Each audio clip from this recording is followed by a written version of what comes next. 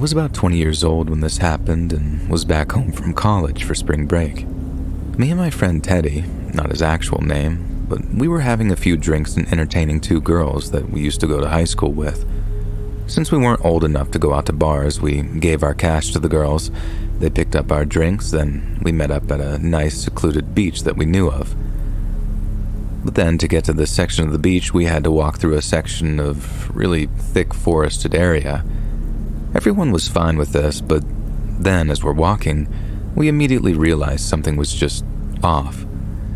There were no frogs or bugs. The forest was silent, absolutely nothing but a calm stillness. Teddy and I quietly mentioned to each other that this usually meant a predator is around, but we'd had a few at this point and decided that we were probably the scariest thing out there. We continued down the path quietly, but with our heads kind of on a swivel, you know. Then we noticed the smell. The forest smelled off, almost like a mixture of dirty clothes and bad breath. Again, we are concerned, but at this point, we were almost there, so there was no sense in turning back, really. The last part of the path cut through a marsh, lowland area that connected the barrier island to the mainland. It is admittedly creepy as heck, with old winding trees covering the path. What little light we had from the moon was now being blotted out by a bunch of twisting branches. We began to traverse this path and are about midway through when I heard it. A really pronounced mechanical click, like a Coke bottle cap being popped or something. Teddy and I froze, and before we could actually figure out where the noise was coming from, we heard it again from a different direction. There was a brief pause, and then the forest simply just stood up. A dozen figures vaguely silhouetted by moonlight stood and began to move towards us from all directions. Without hesitation, Teddy took off into a full sprint. I go to follow, but pull back after deciding that I couldn't leave the girls alone to be murdered. As they realized what was happening, they began to scream the kind of scream that you only let out when you are sure that you're screwed. As I got my friends ready to run, I turned to see that the path was now blocked by a collection of eerie, dark shapes. It definitely felt like game over, no way out, hopelessly outnumbered by figures that didn't even appear to be human. I kept the girls behind me and got ready to make my last stand. I was terrified, but the adrenaline rush gave me this sort of weird kind of focus. The figure closest to us ceased its advances, and an arm reached up from the dark mass and pulled off what I quickly realized was a helmet that had foliage strapped to it. Before I could even really compute what was happening, a man identified himself as a Marine Corps captain and explained they sometimes run war games on this stretch of beach, which I learned is public access but owned by the Navy. They were unsure if we were part of the exercise or not, hence why they advanced on us, and he began to apologize profusely, but I was so relieved to be alive at this point that I couldn't care less. As they escorted us back, all the weirdness of the woods began to really make sense. The silence, the smell, those clicks, all a result of a platoon of Marines creeping in the shadows. On our path back, several other smaller groups that had stayed in cover made themselves known as well, including a pair that had stopped Teddy's stupid butt from running all the way back to Charlotte.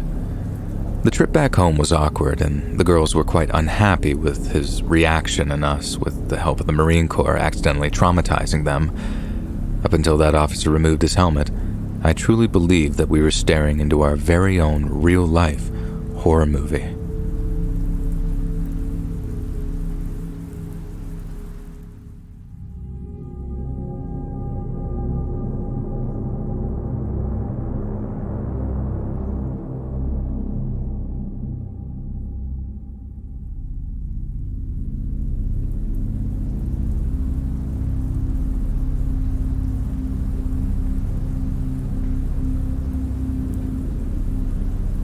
Back when my mom was in her late teens and early 20s, she did a lot of hitchhiking. I think this was super popular among young people in the 1960s and 1970s.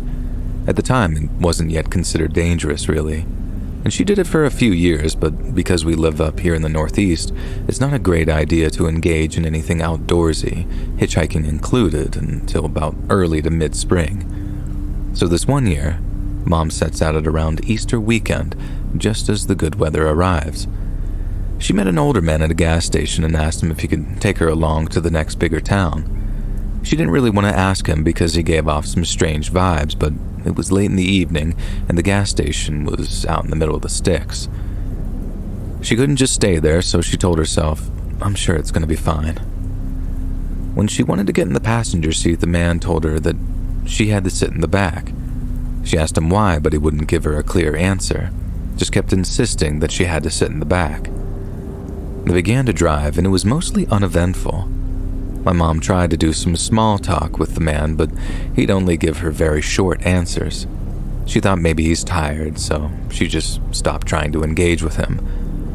Finally, they reached the town where my mom wanted to go. She told the guy to pull over at a specific location. When they reached the location, he simply drove past, didn't even slow down. My mom got really confused and asked him to pull over at the next crossroad, but once again, he simply continued driving. She asked him, "What are you doing?" He didn't respond. Instead, he pushed down the central lock, which locked all 4 doors. Luckily, my mom is a very confident person, and if she wants to, she can be very scary as well. She told me, quote, "For a few seconds I panicked, but then I said to the guy in a calm and very stern voice, 'Stop the car right now and let me out.'" The guy didn't react, so she said it one more time, "Right now." Apparently, he got scared because he pulled over and unlocked the door. He didn't say a single word. She got out, and once she was out, she ran away. And to say that I'm glad she got away would be an understatement. And it's weird to think that if that whole encounter hadn't gone her way, I don't think I would even be around to write this.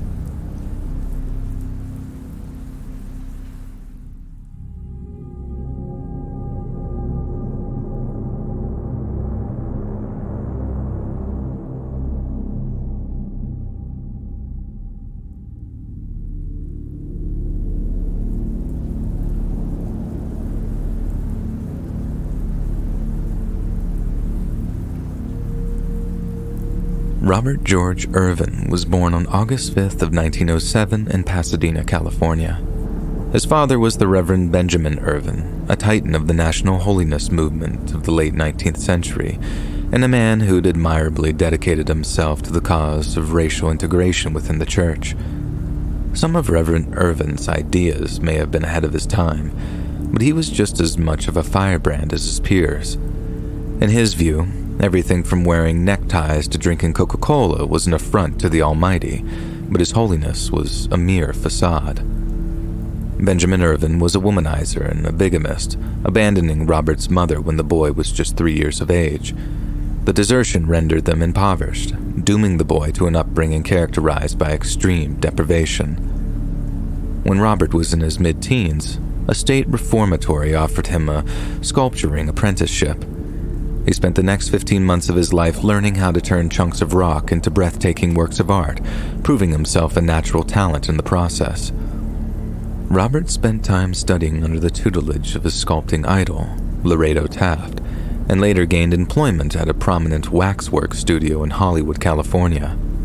By his late 20s, Robert had a reputation as one of the best sculptors of his generation. His work was admired from coast to coast, as he had a way of capturing the human form that was something so uncanny it proved unsettling. Robert also possessed extremely violent tendencies, and once threatened a fellow waxworks employee with a razor-sharp sculpting tool. Physical conflict was somehow averted, yet Robert's desire for revenge still lingered, and to claim it, he came up with a method as creative as it was creepy. Robert took a chunk of wax and began sculpting his workplace rival's face from memory. Then, when the rival arrived for work the next morning, he was startled to see a near-flawless replica of his own face sitting on his desk. But it wasn't the likeness which unsettled him, it was the expression. Robert had fashioned the face's expression to be one of pure, primal terror, the kind one might expect to see before a sudden and violent death. The sculpture unnerved all who saw it, but the subject of the piece was beyond consoling. He seemed convinced that it was a serious threat of imminent death, and despite being assured that Robert was just messing with him, the man left his job at the waxworks, never to return. Robert was also plagued by an inability to interact with his peers in any way that might be deemed normal. He found it extremely difficult to win male friends, and wooing the fairer sex was almost completely out of the question for him. To his credit, he tried his best, but the expert etiquette and profound grasp of social cues required to land himself a bride were quite lacking. And time again, Robert humiliated himself after approaching some very pretty young lady, but he didn't seem to get any better at handling rejection. In one instance, he became so upset that he attempted to castrate himself with his own sculpting tools and was partially successful in doing so.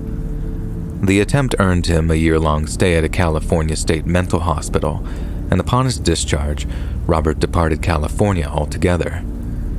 He moved to New York City, finding accommodation in a rooming house owned by a woman named Mary Gideon. A huge part of Robert's psychiatric treatment was intended to rid him of his tendency to infatuate, with doctors noticing a measurable improvement by the time of his release. Robert would become obsessed with certain female nurses and had to be talked down by medical professionals each and every time. He was taught to distinguish between his own projected idea of a woman and the reality of her actual character. He seemed to think some females were perfect for him, tailor-made for him, when the truth was he didn't know them at all.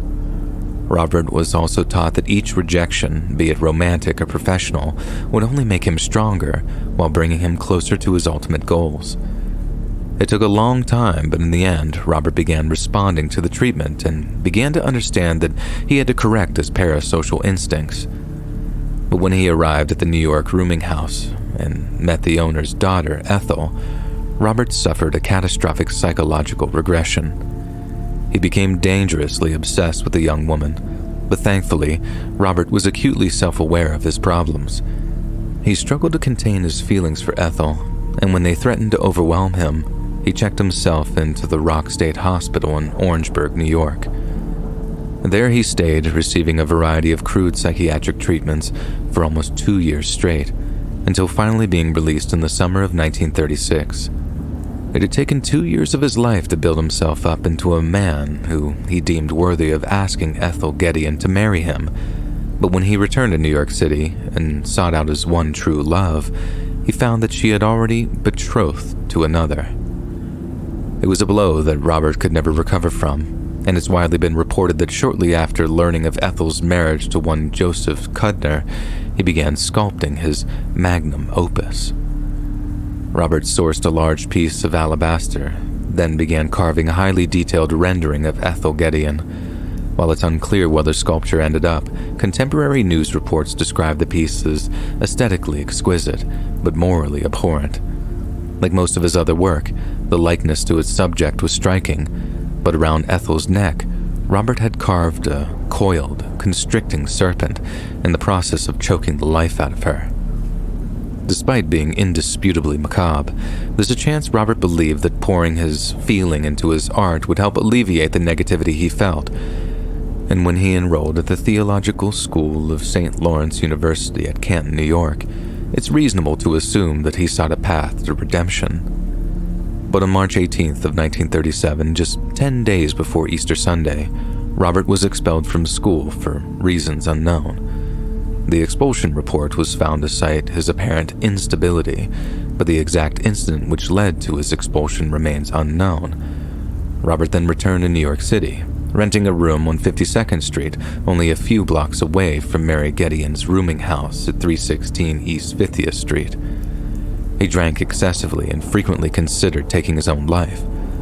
On Saturday, March 27th, he took a walk down to the Hudson River and contemplated if he should throw himself in or not. But Robert didn't throw himself into the Hudson that night. Instead, he walked all the way over to 316 East 50th Street to Mary Gideon's rooming house. The next morning, on Easter Sunday of 1937, relatives of the Gideon family arrived at the rooming house to have dinner with them. But when they walked inside, they found the doors unlocked and a grisly discovery waiting for them inside. Mary Gideon and her young daughter Veronica were lying on the latter's bedroom floor. Both had been strangled and stabbed to death. In the next room lay the lifeless body of Mr. Frank Bryans, a deaf Englishman who had also been stabbed multiple times. To this day, it's not clear why Veronica was targeted over Ethel, but some have argued that it was Robert's idea of punishment. To take her life was one thing, but to rob her of her loved ones was a darker shade of cruel. On top of that, targeting Veronica could have been a way of punishing the wider community, as she was an attractive, popular young woman who dreamed of becoming a model. Investigators believe that the killer had surreptitiously entered the Gideons' apartment at around 2 o'clock in the morning and had wandered around the dark home in complete silence before being interrupted by an intoxicated Veronica. The young woman had been on a date that night, and when she walked through the door and switched on the light, Robert pounced. He strangled Veronica unconscious, then plunged the knife into her chest, but was caught red-handed by Mary Gideon herself. Robert lunged at her, repeating the act of choking the woman unconscious before stabbing her to death. The layout of the crime scene suggested that Frank Bryans, the deaf Englishman, had remained asleep throughout the attack. He was then discovered by a blood-soaked Robert during his final exploration of the rooming house and murdered in his sleep. At first, law enforcement had no idea who might have committed the murders and considered everyone from a randomly passing cab driver to Mary's ex-husband as a possible suspect. The fact was, Robert was so far on the peripheries of the Gideon social circles that for a while, it appeared as though he might get away with murder. But by April 5th, a very small but very important piece of evidence had finally been analyzed and filed. Discovered at the crime scene was a small piece of bath soap, one that had been carefully carved to resemble a screaming human face. It was overlooked at first, until one astute detective made the connection between the display of artistic talent and the fact that Robert George Irwin, the renowned but tortured sculptor, had once been a tenant of Mary Gideon's. Once Robert was identified as a suspect, a nationwide manhunt commenced, yet some expressed doubt that he was capable of such a heinous crime. Robert's psychiatrist at the Rock State Hospital cited the progress he'd made over the years, and even Ethel Gideon attempted to argue against Robert being a suspect. But in the words of the state inspector John Lyons, so far as the state is concerned, Robert's psychopathic background shows he is insane. After learning that he was a wanted man, Robert went on the run, and after weeks upon weeks of searching for him, it appeared as though he'd successfully evaded justice. But then, in late June of 1937, a pantry maid working in Cleveland, Ohio's prestigious Statler Hotel was reading a pulp magazine. Pulps, as they were known, were cheap fiction magazines, named for the cheap wood pulp paper on which the magazines were printed. Sometimes referred to as dime novels, they were known for their lurid, exploitative, and sensational short fiction, but occasionally they included some particularly frightening true story. The magazine the pantry maid was reading included a short piece on someone they called the Mad Sculptor.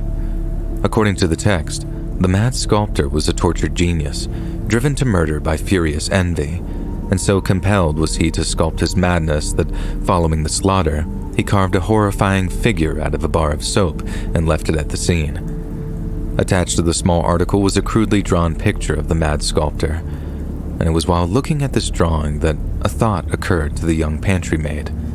The Mad Sculptor looked a lot like the hotel's new bar boy, Bob Murray, who'd been employed for around 6 weeks by that point. Convinced it was nothing but an amusing coincidence, she playfully accused Bob of being the Mad Sculptor.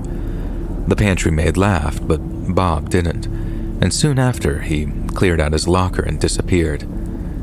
The Statler staff rushed to contact law enforcement, and soon, headlines far and wide detailed the pantry maid's chilling realization. The following day, the Chicago Herald-Examiner received a call from someone claiming to be Irwin. The man wished to surrender to police and offered the newspaper an exclusive interview before doing so.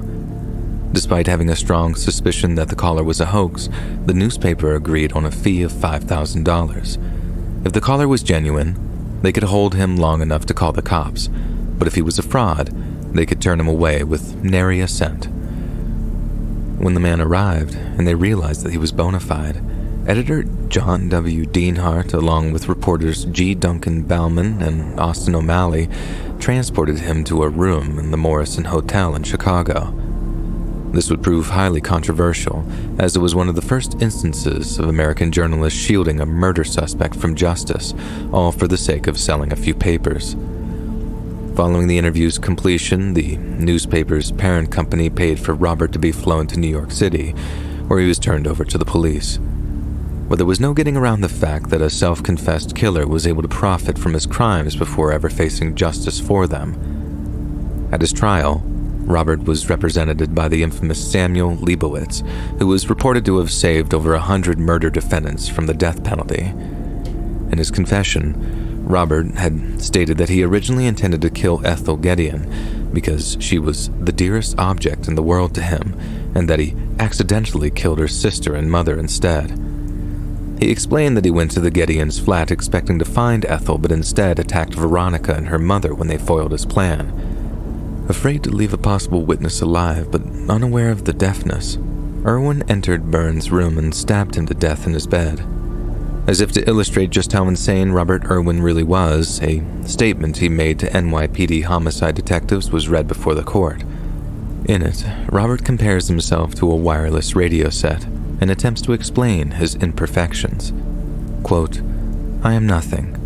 I'm only a receiving set, an extremely imperfect one which can indistinctly tune in to the divine mind. You have heard a radio that isn't working well. You turn the dials and get a squawking. Only once in a while can we get the pure, clear music. My whole idea in life was to perfect myself so the receiving set could always get the divine music at its best." Contrary to the prosecutor's initial opinion that Robert was insane, a panel of New York psychiatrists found him to be legally sane at the time of the murders. They claimed that Robert was well aware of the nature and consequences of his violent acts, and was merely an eccentric, not legally insane. This meant that the death penalty was now on the table, but on the advice of his attorney, Robert pled guilty to 3 counts of second-degree murder in exchange for a downgrade to 139 years in the Sing Sing prison. However, it should be noted that upon his arrival at Sing Sing, Robert was examined by psychologists, declared definitely insane, and transferred to Dannemora Psychiatric Hospital in December of 1938. What makes Robert's case so unique is that, for one of the first times in world history, journalists shamelessly exploited a major crime in order to sell newspapers. There remains a strong argument for perversion of justice, and their exploitation sparked a pattern that's endured for almost a century. New York Daily News publisher Joseph Medill Patterson responded to criticism by saying, quote, "Murder sells. We're all fascinated by it." And perhaps for some of you, that statement rings very true indeed.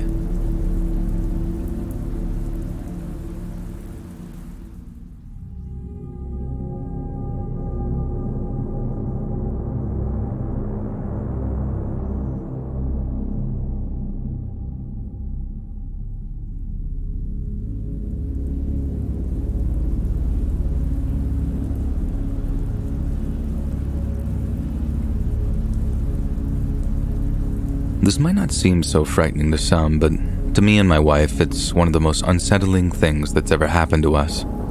So I happen to be married to a commercial pilot, and I often pick her up from the airport after particularly long flights. This happened back when we were still dating, at around 9 p.m. on Easter Sunday of all days.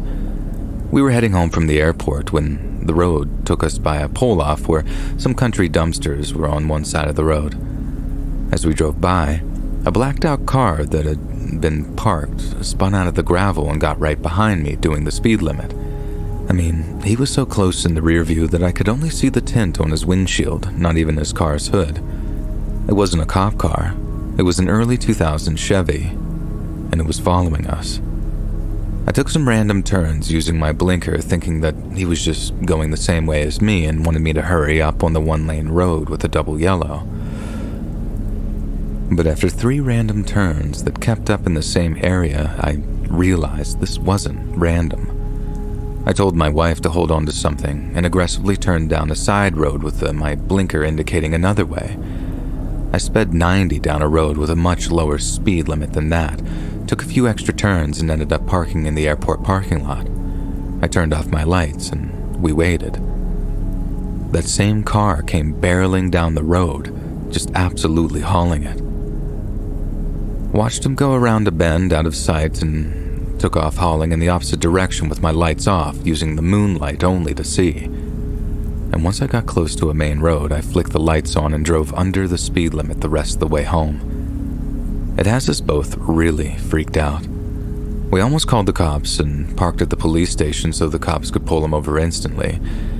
I had no idea what they were doing, but I don't play any games with that kind of stuff.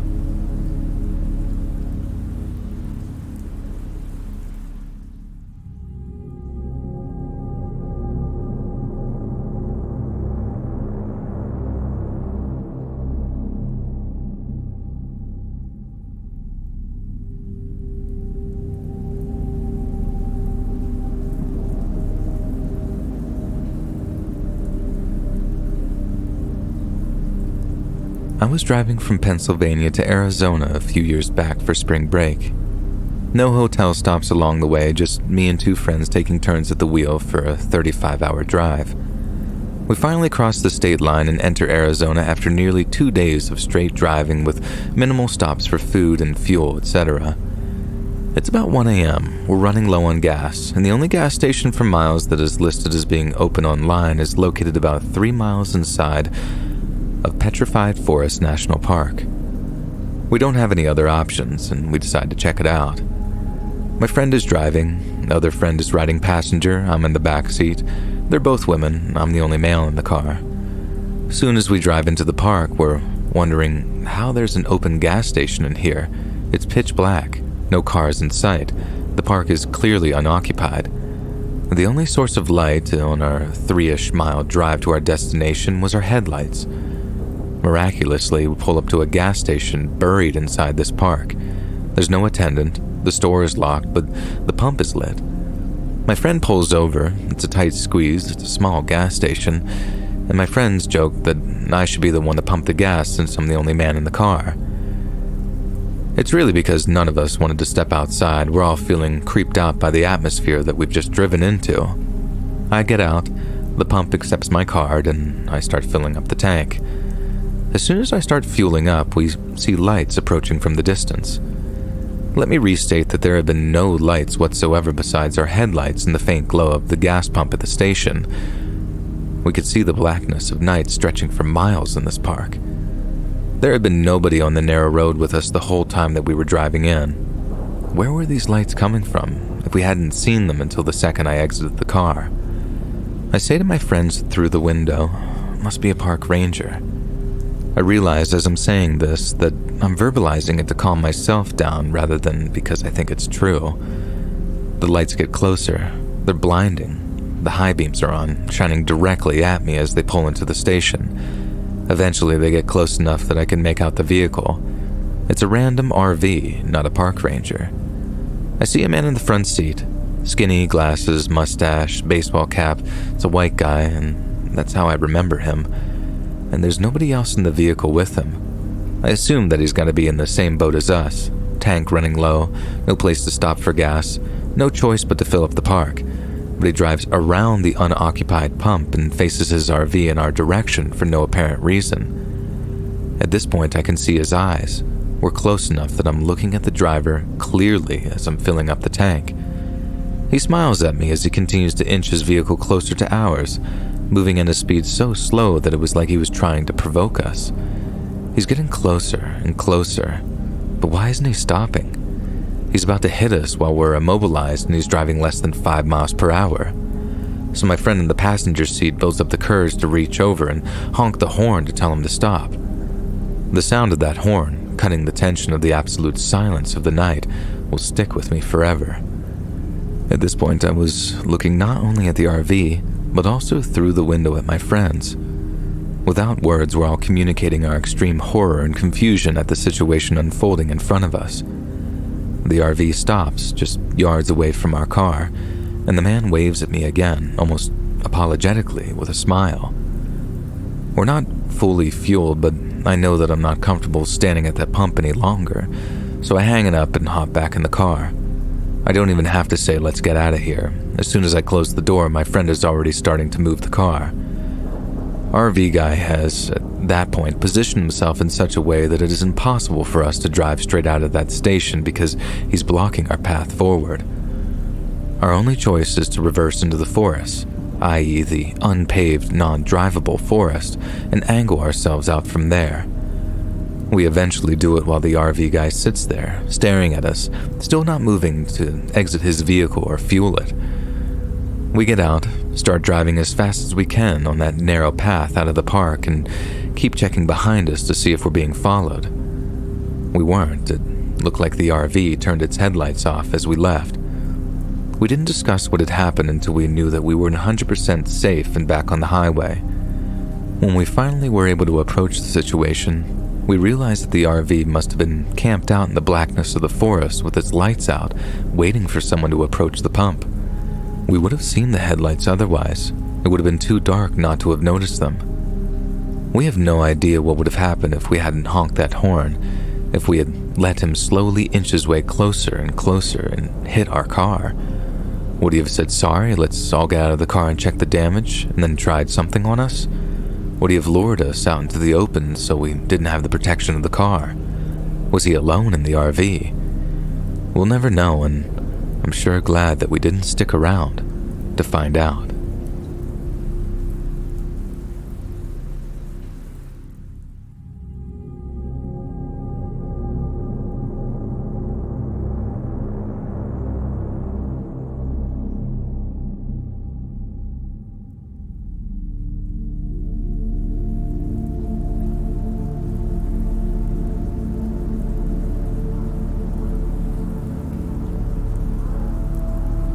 Back when I was 13 years old, I was living in Brooklyn, and this happened about a week or two after my birthday, so it must have been sometime at around Easter weekend.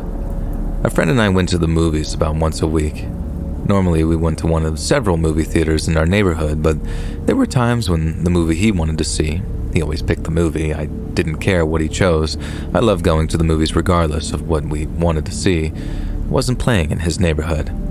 So we would sometimes go to a theater outside his neighborhood. This time we had to go way out to Manhattan to see the movie. I have long since forgotten the title. And we took a train out to Manhattan, saw the movie, and took the train home. Because we lived in different neighborhoods, we had to get off at different stops. He got off at his stop, and I had to continue to the last stop so that I could catch a connecting train to take me home. The subway car that I was sitting in was completely empty. So was the car next to it, which was the first car of the train. After sitting there in the empty car, I don't know what possessed me, but I decided to move to another car instead of sitting there in the empty car. I got up and moved into the next car where there were people. I decided to move even further to another car again, but some leather-jacketed guy got in my path and told me that the other train cars were closed. I knew this guy was full of it, but I didn't want any trouble from him, so I just said, "Oh," and turned around and went back into the empty car that I came from and took my old seat. That guy and his friends took my response as a sign of weakness and cowardice, which it was. I was a meek little 13-year-old who was abused as a kid with no confidence whatsoever. I was sitting there in my seat when a metal dart landed on the floor at my feet, followed by an angry, gruff voice yelling, "Hey, pick that up." I looked over to my right, and that leather-jacketed guy and his friends, around a half dozen or so, poured into the car and came straight at me. His dart guy friend was one of the first to reach me as he ordered me to pick up the dart again. I did so, and then he ordered me to hand it to him. I did. Then he proceeded to throw the dart directly into my leg repeatedly. I screamed and cried. I put my hands over my leg in an effort to shield them, but then he ordered me to move my hands away or else. I did, and he proceeded to throw his dart into my legs again as he stood over me. My memory is a bit hazy as to how the rest progressed, but I do recall them after the dart throwing. They proceeded to use me as a punching bag, fists flying in my face, chest, and stomach, not one of them at a time, but several of them at the same time. I managed to break free from those guys and made a run for the car doors so I could escape into the next car where there were people. But one of them was guarding the door. This guy was not taking part in my torture with his friends. He just stood at the door as a lookout. I could sense that this guy had some compassion for me, but he felt some sort of guilt about what was going on, which is why he wasn't taking part that I can recall. But as I reached the door, he still prevented my escape. I yelled, I screamed, I cried, I begged him to let me go, but he wouldn't. He threw me back to his friends. That guy keeping me trapped in that car with his friends that very second was the worst feeling ever. Somewhere along the line, I found myself on my knees on the floor of the subway car. I reached into my pocket and pulled out all the money I had on me at the time, all the money I had in the world, a single dime. I held it out to them in the palm of my hand above my head and yelled at them that was all I had. Please take it and leave me alone. I felt a leather-gloved hand press into my palm and take the dime, but they still weren't finished with me. One of them got the bright idea that he wanted to see my head go crashing through one of the windows of the subway car. So they grabbed me and started to ram me head first into the glass of one of the windows. Fortunately, the subway car windows are strong and shatterproof. They had to be due to all the vibrations it takes from the moving train, I later found out. I can't recall how many times they rammed my head into the glass, somewhere from half a dozen to a dozen before they just gave up. And just before we reached the last stop, I was on my feet.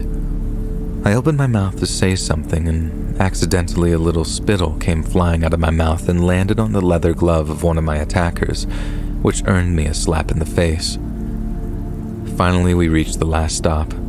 The doors opened and they ran out the car except for one guy who I assumed was their leader.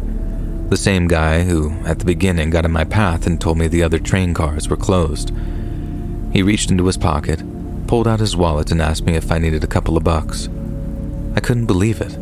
I didn't want anything from him. I refused his offer and he put his wallet back and walked off the train. I went to the front car to report to the conductor that I was attacked. I banged on the door, but there was no one there. I walked off the train onto the platform. I changed platforms. I saw a couple of cops with their backs to me. They were exiting the platform by going down the stairs. I called out to them, but they didn't hear me. I was too weak from the beatings to go run after them. They disappeared out of my sight. It was just as well.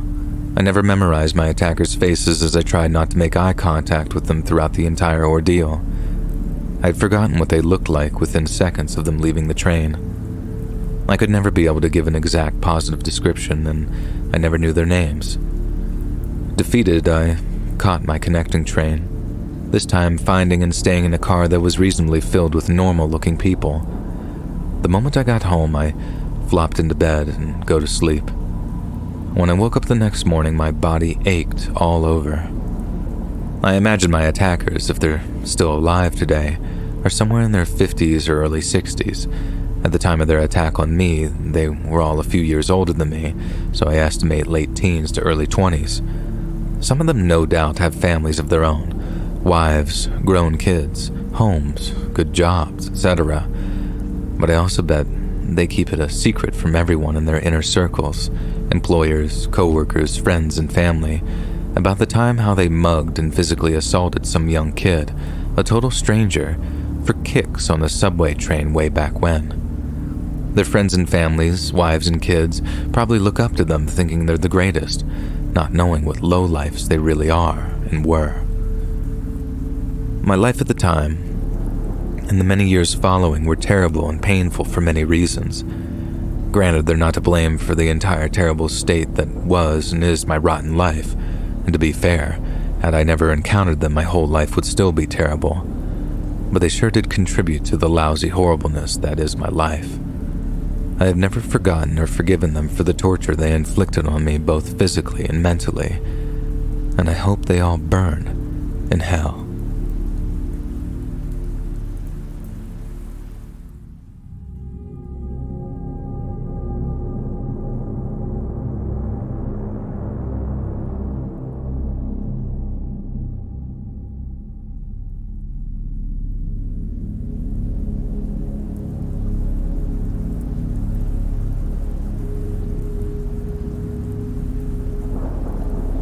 Hey Joel, I hear you've been asking for people to send in true scary stories from your live stream.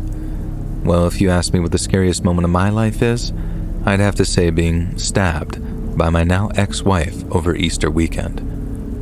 I went to work and she was fine, but during the day she snapped mentally and didn't know who she was or who I was.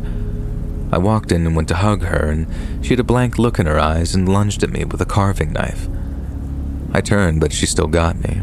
She was going for the heart and wound up grazing off my ribs under my left arm. I had to grapple with her to get the knife away and stop her from attacking me, and I wound up subduing her face up on the floor with her arms crossed so I could just sit on them. I managed to grab a towel off the counter and put it under my arm to keep from bleeding out, and I was able to dial 911 from my pocket phone. I made sure the dispatch told the cops that I was wounded and was sitting on her to keep her from killing me, and that the door was unlocked. California cops burst in, guns drawn, and were threatening to shoot me. I said that I'll get up, but she needs to be controlled or she'll attack them. They tackled me, and of course she jumped up and started to attack them while they cuffed me. They wound up tasing her and cuffing her too while I'm bleeding out. They eventually at least grabbed the towel and covered the wound again until the ambulance showed up and cuffed me to the stretcher. They eventually uncuffed me and I had to get stitched up. And I'll never call the cops again. They still tried to arrest me after, but at least the captain had a brain and told the morons to let me go. A doctor told me that a few inches to the left and the stab wound could have killed me. And it never fails to add a creepier aura to the whole thing that I dodged death on Easter. Makes me wonder if something else is really going on in the universe.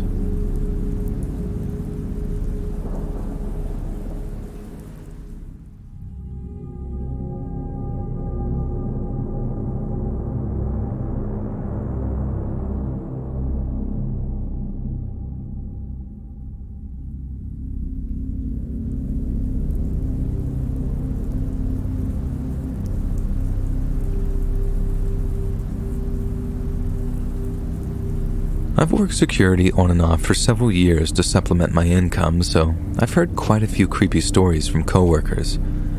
Probably the most legitimately scary story I've heard was from a guard that was working in a closed-down arena over spring break. The building is more than 100 years old, but hasn't been used since the early 2000s. The city is keeping up with basic maintenance as it waits for a buyer. There's usually one guard assigned to the building. It's a 6,000-seat arena with a huge basement and 2 additional floors that have lots of old office spaces, dressing rooms, and a separate, smaller community theater-type stage that's upstairs. The usual guard is doing the rounds through the building. The building itself is very interesting, as it's largely unchanged since the heydays of the 70s and 80s. The upper floors are largely dark and pretty creepy, actually. Anyway, the guard is doing his normal rounds but feels unnaturally creeped out. It's his normal post, but something feels just different today. He's feeling jumpy but shakes it off and continues. He's a very diligent guy, so he walks every floor of the building. He's in the very top of the catwalk system above the main area where the old spotlighting equipment was. It's a narrow wooden catwalk system, and suddenly he hears a loud creak behind him, like someone's walking. He spins around and sees a guy standing there. The guy is frozen mid-stride like he's been tiptoeing up behind him. The guy has an unsettling, mischievous-looking smile on his face like he's been caught with his hand in a cookie jar. Dude has a big steel pipe in his hand instead of a cookie, though. The guard pulls his gun and the guy takes off running in the opposite direction and disappears into the labyrinth of the building. The cops came and sweep the building with a canine unit but don't find him. They do find that he's been playing in the dust that's on top of the old concession counters. He had written a bunch of bizarre helter-skelter type unsettling rhymes and drew a bunch of stick figures hanging from nooses. The speculation is it was some crazy homeless guy that had been hiding in the building a few days and had made a game of following the guards without them knowing it. I saw the writing still on the counters the last time that I was there.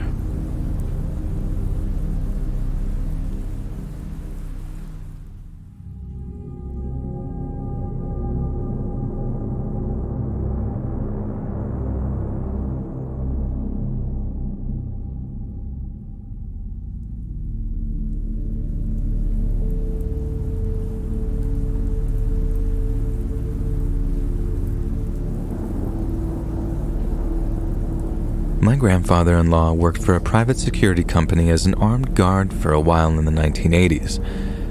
It was a smaller company that mostly loaned out guards for short-term work, things like guarding construction sites, conventions, that kind of thing. Him and one other guard from the company were posted at a department store/mini mall over Easter, one that had recently had someone drive a freaking car through one of the atriums, Blues Brothers style. The guards were to patrol the mall and the outside grounds because with the atrium destroyed, they had no real way to lock up the building on account of the huge hole in it. They had all put up some boards and such, but it wouldn't have taken much at all to move them and get inside. The mall had a small bank in it as well as a pharmacy and electronics stores. The owners were terrified someone was going to use the damage as an excuse to break in, so they contracted armed guards to patrol it and had their normal night watchman, who was apparently a real old-timer, just kind of hang out and watch the cameras instead of doing rounds. Easy work, right? Well, the mall closes and my grandpa and his partner show up. They do a walk of the mall, test all the doors they can, make sure what alarms that exist are armed, all the standard stuff. They radio into the watchman that they're going to do a once around the outside of the mall to test the doors from the outside and to check for anything odd. The watchman radios back an okay and they head out, each going different directions and locking the door behind them. My grandpa is walking along the back of the mall testing service doors and such when his partner yells him over the radio, "The barrier's shredded! There's a huge hole! Get here fast!" My grandpa takes off in a dead sprint. As he runs, he radios the watchman asking what's going on. He doesn't get a reply. He radios him again, yelling and trying to get him to respond, and there's just silence. He arrives at the barrier with the other guard, and sure enough, there's a huge hole just big enough for a person to crawl through that's been shredded out of the plywood. It looks like someone dug through it with something sharp.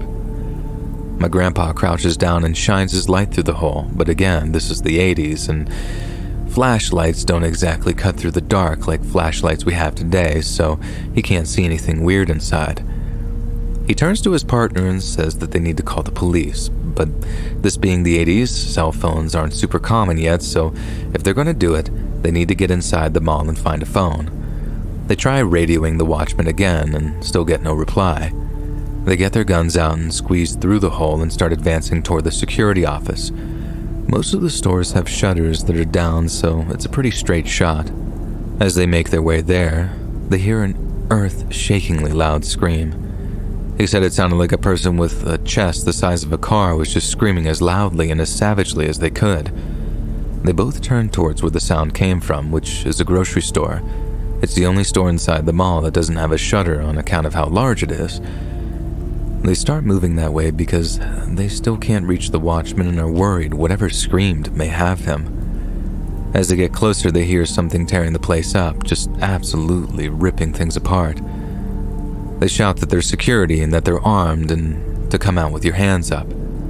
No sooner than they had yelled, a huge mountain lion threw itself around the corner. Both him and his partner unloaded on the thing, just completely dumped their mags into it. My grandpa said that his partner was so terrified that he almost passed out. The mountain lion was clearly not well, as its face was all shredded and it had a bunch of infected wounds all over it. They guessed that it was probably rabid, so they stayed as far back from it as they could. As soon as the commotion was over, the watchman came on the radio in a panic, asking what was happening. The old-timer had fallen asleep at the cameras and missed everything. He said that was the only time in his entire time as a guard that he had ever had to unholster his sidearm, much less fire it.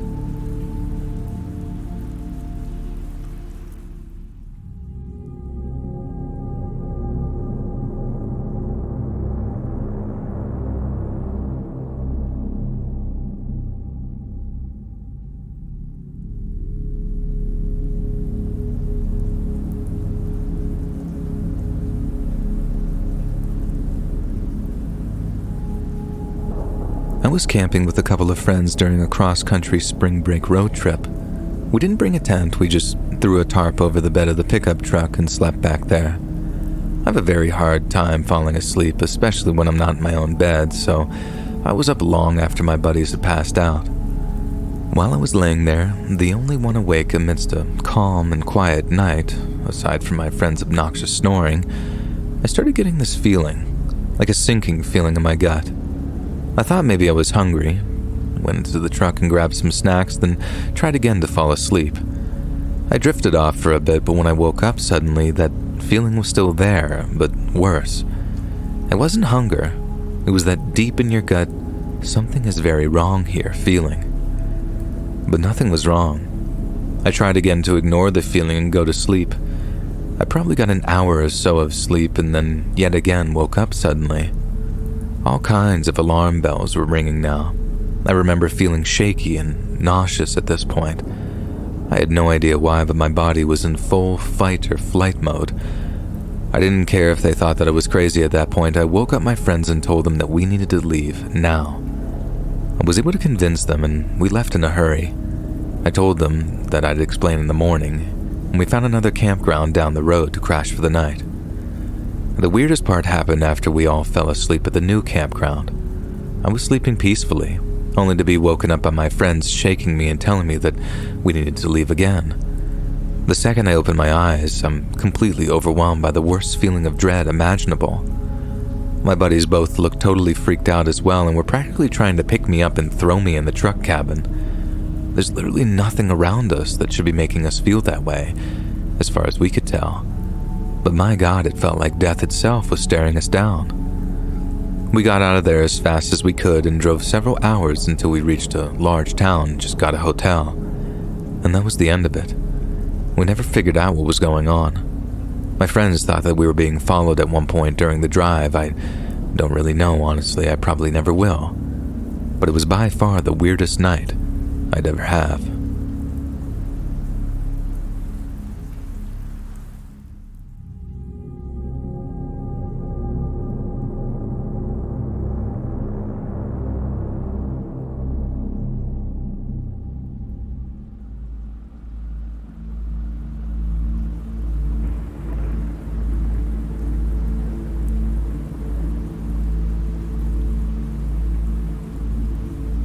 This happened to me way back in November of 2016 in my hometown of Jacksonville, Florida. At the time, I was single and I had been for almost 5 years. In that time, I hadn't had so much as a date, and my main problem was that I just didn't really get out all that much. I had a job in a gun store at the time, which meant that I was around a lot of dudes, and unlike my buddies who worked in bars or coffee shops, places they could actually talk to girls and build their confidence, I pretty much stagnated and developed zero riz as a consequence. Tinder had been a thing for a few years by then, but I had absolutely no confidence in myself and no idea how to approach building a profile. But luckily for me, I had some really good friends who helped me pick myself up, get into shape, and put together a Tinder profile that didn't make me look so much like a neckbeard loser. Once I had a passable profile, I started swiping, and after just a few days, I matched with a person named Amy. Amy was basically the Tinder girl of my dreams. She was cute, easy to talk to, and she actually wanted to hook up in person instead of just texting back and forth for weeks. Not just that, she seemed very into meeting up too, as in she wanted to hook up that same day that we matched. And that was music to my ears. And I know I had red flags all over it, but it had been so long since I even talked to a girl, and even if it wasn't going to go anywhere, I could use it as practice for future dates. I know that might sound cruel, just using her as a stepping stone or whatever, but I promise you, my only intention was to have fun. Be a gentleman, and try not to be an awkward mess. We agreed to meet at a coffee shop. More specifically, the coffee shop one of my buddies worked at. He agreed to hook me up with some free banana bread while saying, "You two are a cute couple," and pretending that we didn't know each other. Kind of a sleazy move, I know, but he was being a total bro by offering to be such a solid wingman, and I really appreciated any help I could get. But then, as luck would have it, my buddy wasn't actually there when I arrived. He was out on break, but guess who was there? Dead on time. Amy. And she looked good. A lot of girls look better in their pictures than they do in person, but that's something I came to learn, and there's nothing wrong with that. I look better in mine too, but with Amy, it was kind of the total opposite. I don't know what it was, if she'd done her makeup extra good for the date, but she looked so amazingly beautiful that it completely knocked any confidence that I had out of me. It made for a pretty awkward start, but as time went by, things got better, and we did actually get that free banana bread, which most definitely seemed to impress her. But then, the more we talked, the more I noticed something about her was just off. I tried to follow my buddy's advice and ask her a whole lot of questions about her and her passions, because who doesn't like being treated like they're interesting, you know? But whenever I asked her anything, she just gave some brief or vague reply before turning it around on me again. My buddies were right. It is really nice when someone seems genuinely interested in you and they want to know more about your life. But even though she was asking me all of these questions, it was like anything I said was like, oh wow, cool. I know this sounds nuts because on paper this just looks like she was into me, but she wasn't actually listening. She didn't really seem to care. I could have told her that I deep-fried dog turds as a hobby and she'd have been like, oh, wow, cool. I know that now, but at the time I couldn't see it at all. I was just way too blinded by the fact that this really pretty girl seemed to like me a whole lot. I mean, it was literally intoxicating, even judgment impairing. In my opinion, you shouldn't be allowed to drive in that state. But anyway, we sat and drank coffee for almost 3 hours, mostly with me talking about dumb stuff that you should probably never share with a girl on the first date. Then at some point, Amy says that she has to leave, but that she'd like to be escorted to her home so we could keep on talking, and that she could give me a surprise once we got there.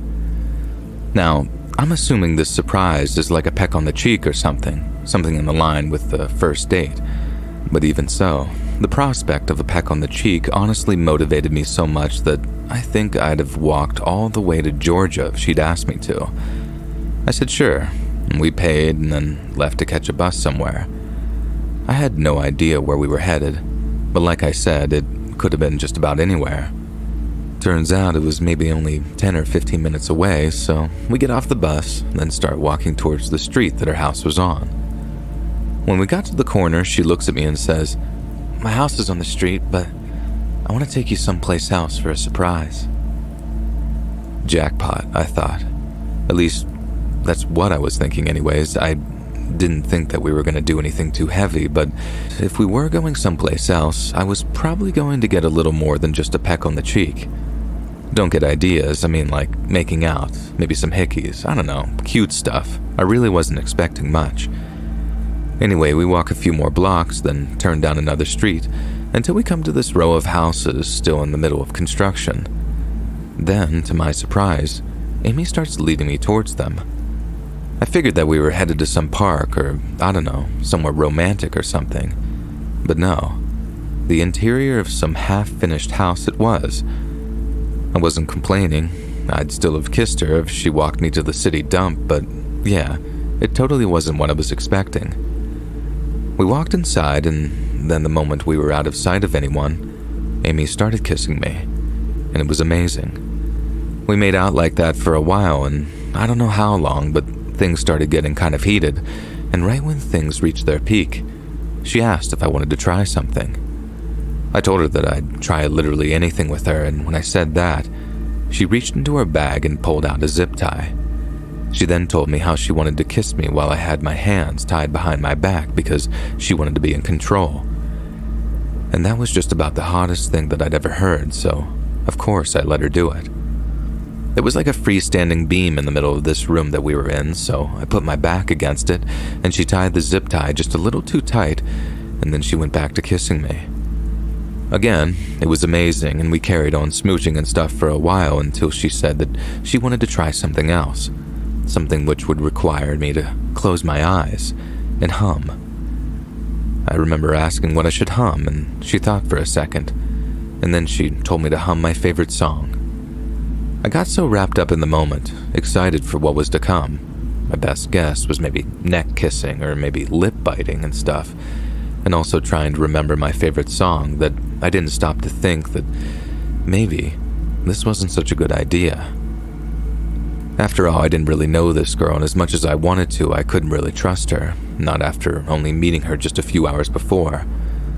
But when love comes in, Your brain goes out, as they say, and by that period, my brain was long gone. So there I stood, eyes closed, humming the 1975's Smells Like Chocolate and waiting for Amy to give me whatever surprise she had in store for me. I get why she wanted me to hum something, because it meant that I barely heard the faint, whispery sound of something being taken out of her bag and unraveled. Then the next thing I know, I can't breathe. Something soft and plasticky is against my face. I tried to take a breath, but inhaled something thin and wispy that made a seal around my lips and cut off my air. I could feel Amy wrapping something around my head, something that felt a lot like saran wrap my mom used to use to pack school lunches with. I struggled, throwing myself back against the wooden beam, but it wouldn't budge. I kicked out, trying to find any kind of leverage, but there was nothing. And as I felt myself slowly running out of oxygen, I felt a kind of fear that actually had me shaking just to remember. What came next, I can't quite remember. There's a direct line between me thinking, please God, I don't want to die, then waking up on the floor of that half-finished house, somehow able to breathe again. I couldn't see a thing, and trying to open my eyes made the saran wrap push up uncomfortably against my eyeball. I called out for Amy, but there was no reply. Then, shortly after, I was just wildly screaming out for help for what seemed like an hour before I finally heard voices approaching from outside, along with the telltale buzz of a cop's personal radio. They cut the zip ties holding me to the beam, pulled away the wrap from my face, and then started asking if I needed any medical assistance. Basically, either Amy or someone else I don't know had ripped a hole in the plastic wrap right near my mouth, and they must have done it either as I passed out or after I collapsed to the ground. I'd honestly thought that Amy, if that even was her real name, was legitimately trying to kill me. But now, looking back on it, I know that there was something very different going on too. The girl didn't want to watch me die. She wanted to watch me almost die, as a result of how much blind faith that I had put trust into her with, thinking it was going to be my lucky day. In truth, it was the total opposite. I filed a police report, spoke with 2 detectives, and that's when I found out that I wasn't the only person to have had my face wrapped in saran wrap in that exact same way. The only problem was, this girl was changing her name and appearance on dating profiles, using makeup and either weaves or hair dye to change up her style and look. The detectives basically leveled with me and told me that giving the right details might actually save someone's life, and it was only a matter of time before Amy, or whatever her real name was, suddenly found the courage to not rip a hole in the plastic so that her victims would just pass out instead of dying. I tried as best I could, talked for literally hours about everything from matching with her to the final few moments I had before I ran out of breath and blacked out. Recalling that whole second part was tough, tougher than I ever imagined, and because of that, I prayed that it didn't happen to anyone else. Now, P.S., if you didn't already guess, Amy was never caught by the cops, or at least not to my knowledge anyway, but I didn't hear about anyone else either waking up from a saran-wrapped nap or dying as a result of one.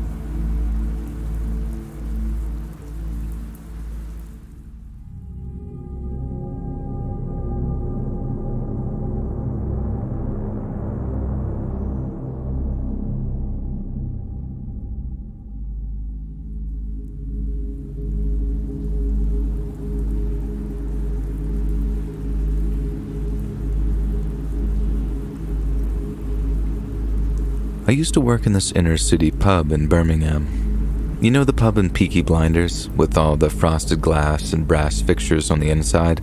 Almost exactly like that one. The regulars were top blokes, and being behind the bar, there was a great crack sometimes, so all in all, I'd definitely say it was one of the better jobs I had during those wilderness years in my teens and early 20s. But that being said, there was an accident that happened fairly early in my employment there that actually made me want to hand my notice in. I'd only been working there about a week when this happened, so I was still in the process of getting to know all the regulars, learning about the weekend crowd, what football matches not to put on TVs, that sort of thing. I worked a Saturday day shift since that'd be a little easier on me than throwing me in at the deep end for a Saturday night shift. Me and the general manager did a little bit of on-the-job training with the cask ales in the cellar. We served a few pints, had a bit of chit-chat, then that was me off for home for the day. I was next due in the following morning, and I was knackered after a long day, so I hit the hay fairly early back at my place, then get up bright and early at 10 a.m. I'm 21, remember, and I'm ready to open up the pub again. The second I walk in, there's a note on the bar top, a note that went a little something like this. "Morning, mate. There's a few glasses to put through after last night, so sorry about that. Try and pop down to Asda before opening up too, we're running low on bin bags. Oh, and Pete's barred for fighting, so if he comes in, don't serve him. All the best. Give me a ring if you need anything. Kesh." As soon as I saw the name Pete, my heart rate picked up by about threefold. If it was the same Pete that I was hoping it wasn't, then what they were asking me to do was a wee bit above my pay grade. I gave the manager a ring, praying that he didn't mean Pete with the gray hair, and there was some other much more timid and shorter Pete, and not the one as I was thinking of. But then to my absolute horror, the manager tells me, yes, he does mean Pete with the gray hair, and there was a good chance that he was going to come in to try and talk himself out of being barred.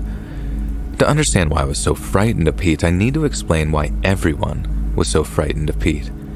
Pete was a complete and utter psycho. Not just a prick or someone with anger problems, although he did have anger problems. I mean, Pete was actually a terrifying person to be around. He could turn on a second. One minute he's your best mate, and he seems like the most normal, well-adjusted bloke in the pub. Then the next minute, people were having to hold him back because he's literally trying to kill you with a bottle of Bud. From what I heard, the only reason he'd survived his current stretch of not being barred was by staying sober during his visits. He'd have an orange juice if he popped in at lunch, a lime and soda after work. Then if he really wanted to push the boat out, he'd have a bottle of Caliber during the footy, which was the horrible non-alcoholic beer that I'm not sure even exists anymore. Apparently, he'd fallen off the wagon on that Saturday night and gotten into a massive fight with a group of the weekend regulars who come for the karaoke. They wanted him barred, and since they put a fair amount of cash behind the bar, we didn't have much choice but to comply. Now, I'm guessing at this point, Pete just seems like your average prick. Good riddance and all that. But once you know why Pete was the way he was, it took on this horribly sinister kind of vibe, you know? You see, when Pete was still in primary school, he'd been sitting in the living room, watching something on TV with his mum, when his dad had walked into the room with a hammer. Then, right in full view of little Pete, Pete's dad walked over to his mum and then bashed her over the head. Pete tried to stop his mum's own murder at the hands of his own father, and for the rest of his life, he has a nasty scar running along his jawline from where his dad had smashed him in the face with the hammer. Somehow, Pete got out of the house and ran to a neighbor's before his dad could finish him off, and that's where he stayed, until some relatives came to collect him to give him the bad news. Mummy was in heaven, and Daddy was going to live somewhere else for a very long time. And that's how Pete grew up, not knowing exactly why such a terrible, awful thing could have happened because his dad refused to speak to anyone about it, and from what I could gather, was still in prison. For years and years, Pete's dad didn't say a word to anyone. He didn't enter a plea at his court date, and we know this because it was a huge story at the time, and a lot of the regulars knew all about poor Pete and why he was so messed up in the head. And that's why he got so much sympathy, and probably why he thought that he could talk himself out of being barred. It was repeated, learned behavior. He knew everyone felt sorry for him because how couldn't you be? And so that was the situation. Pete was probably going to come in to get a pint off me, and I was going to have to tell him no. He walked in about an hour after opening with only one other person in the pub aside from myself, and because of the way the doors were set up, I didn't see him until he was basically right up in my face. He had this big smile on his face, not a sinister one though. It was like he was trying to come across as friendly and non-threatening as possible. Then, in a similarly sunny-sounding voice, he asked me if the manager was around. I told him he'd have to wait until about 3 in the afternoon if he wanted to talk to a manager, which was just over 2 hours away by that point. In response, he said something like, "Okay then, you don't mind if I wait here, do you?" The path of least resistance was to just say okay, so that's what I did. But then the next thing I know, he's asking for a drink, and even though I crossed all my fingers and toes in the hopes that I'll ask for an orange juice, he asked for half a lager. I was in the middle of trying to stock a fridge at the time, and I remember hearing him ask and letting out a big sigh before I got up, turned around, and said to him as politely as I could, "Pete, I'm real sorry, but I can't serve you any alcohol." I don't know if I visibly flinched after saying it, but it definitely felt like I did. But instead of lunging over the bar at me like I thought he might do, Pete just sort of tilted his head to the side like a confused dog and asked me why not. There was no way he wasn't playing dumb, but there was no way that I was going to accuse him of that, so I actually spelled out why he was barred by reminding him of the previous night's events. He claimed no knowledge of them at first and thought that maybe he had been blackout drunk or something and legitimately couldn't even remember where he'd been or what he'd been doing. I then had to tell him that if Kesh, our manager, said that he was barred, then he was barred. And that's when he turned. I swear to God, if his voice was poison, it'd have killed me dead right then and there. He grits his teeth, looks at me from under his brow, then growls something to the effect of, "If you weren't there, how the F can you tell me what happened then?" I just sort of froze for a second, having realized that I wasn't going to get away with telling him no. I knew Pete could be scary, but I'd only heard about him turning like that. Seeing it face to face was actually terrifying. Now might be the time to add that Pete was a big bloke too, wiry but very tall, and he couldn't fight. I'd heard something about him doing Thai boxing or Taekwondo during his teenage years, probably as a way to channel all of his anger. I didn't know how true that was, but by all accounts, Pete wasn't just feared because of his mean stares. He knew how to fight, like really knew how to fight. When I finally found the balls to speak, all I could give was some weak excuse that it was out of my hands and that I didn't want to risk my job in the first week of being there. Pete really didn't like that. In fact, what I thought might be the key to diffusing the situation made him angrier than ever.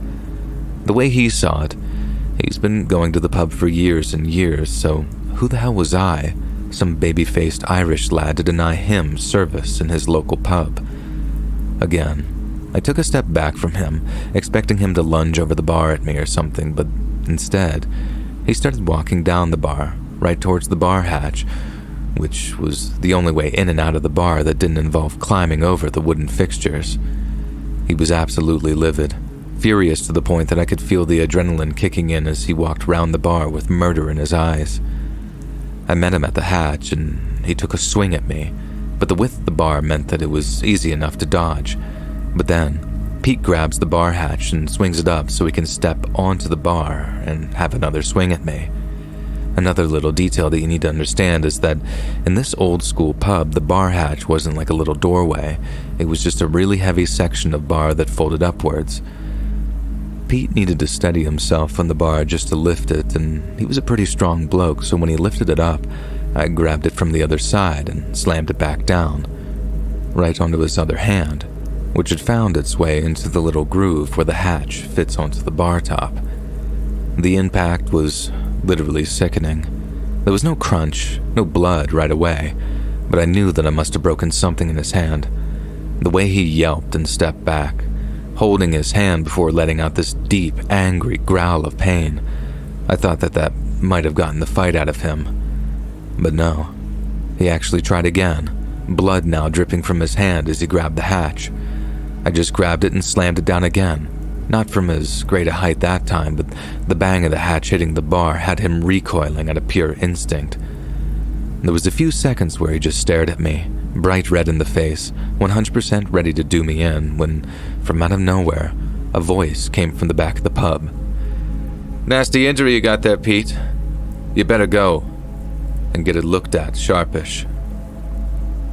The only other person in the pub, this really quiet bloke named John, who literally used to wait outside of the pub to open at noon.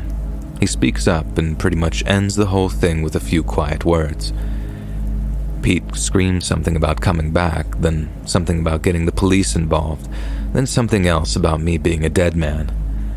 After that, he was gone and nothing left but a few drops of blood on the tiled floor.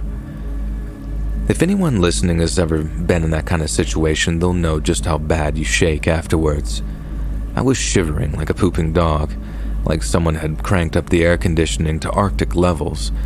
It was so bad that the only thing I could think to do was pour myself a half a lager and walk out into the front beer garden for a smoke. I knew the manager wouldn't be too happy about that, but I also knew that it was very exceptional circumstances, and since we were entitled to one staff drink per shift, it wasn't me stealing drink or anything like that, just having it about 7 hours earlier than I could have otherwise.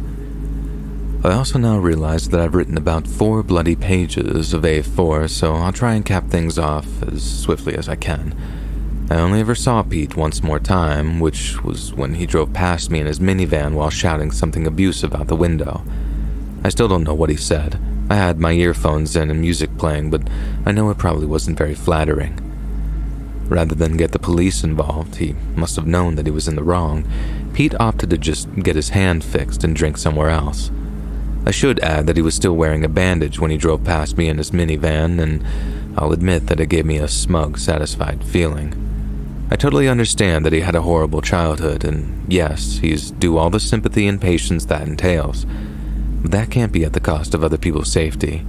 And as much as I'm eternally grateful that management, staff, and punters took my side, I really should never have put myself in that position in the first place.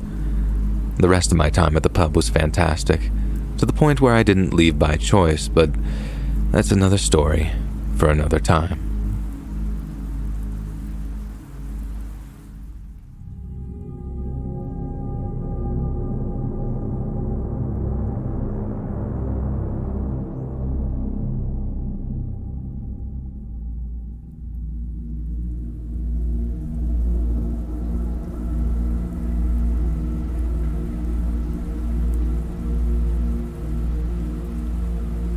I used to work as a Bikini barista up in Washington State, and let me tell you, it was not my finest hour. Now, no offense to anyone who really enjoys doing that kind of thing for a living. The tips are great, and if you have good regulars, you're riding a gravy train. But for me personally, I was in a really rough stage of my life. I needed the money, like really, really badly, and I definitely wouldn't have gone into that line of work otherwise. The first major problem is you get a whole lot of creeps, and sometimes you can't immediately tell if someone's going to be a jerk. A car full of college boys whistling at me and asking for extra cream is expected, and they're manageable. But some sweet older man asking me, "Is your effing mama proud of you?" before deliberately revving dust in my face, it hurts more when you're not expecting it, or you let your guard down long enough to not expect it. The other big problem was that I was way out in the middle of nowhere, essentially.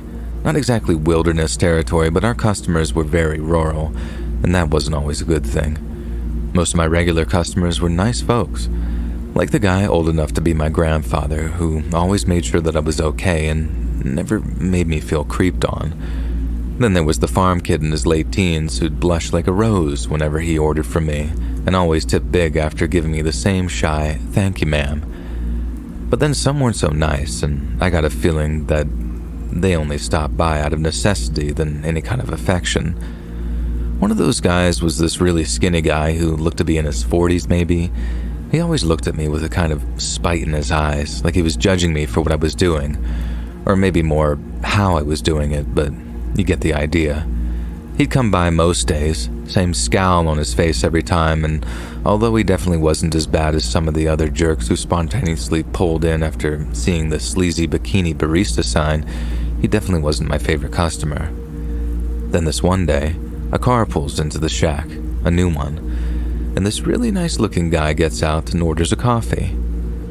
We had like a little gravel parking lot just next to the one-window shack, and folks would often pull their cars in and drink their coffee before driving off again. The guy parked and walked over to the shack and was just about the friendliest, most kind-hearted person who'd ever visited. He had a total grandpa vibe, and he obviously dyed his hair the super conspicuous black, but he was so sweet that you totally forgive him for it. He asked about my day, about the job, but the thing that really made me like him was how he asked what I wanted to do after working the Bikini shack. I don't want to bore you with all the dreams that I shared with him, but just talking about it really gave me hope for the future.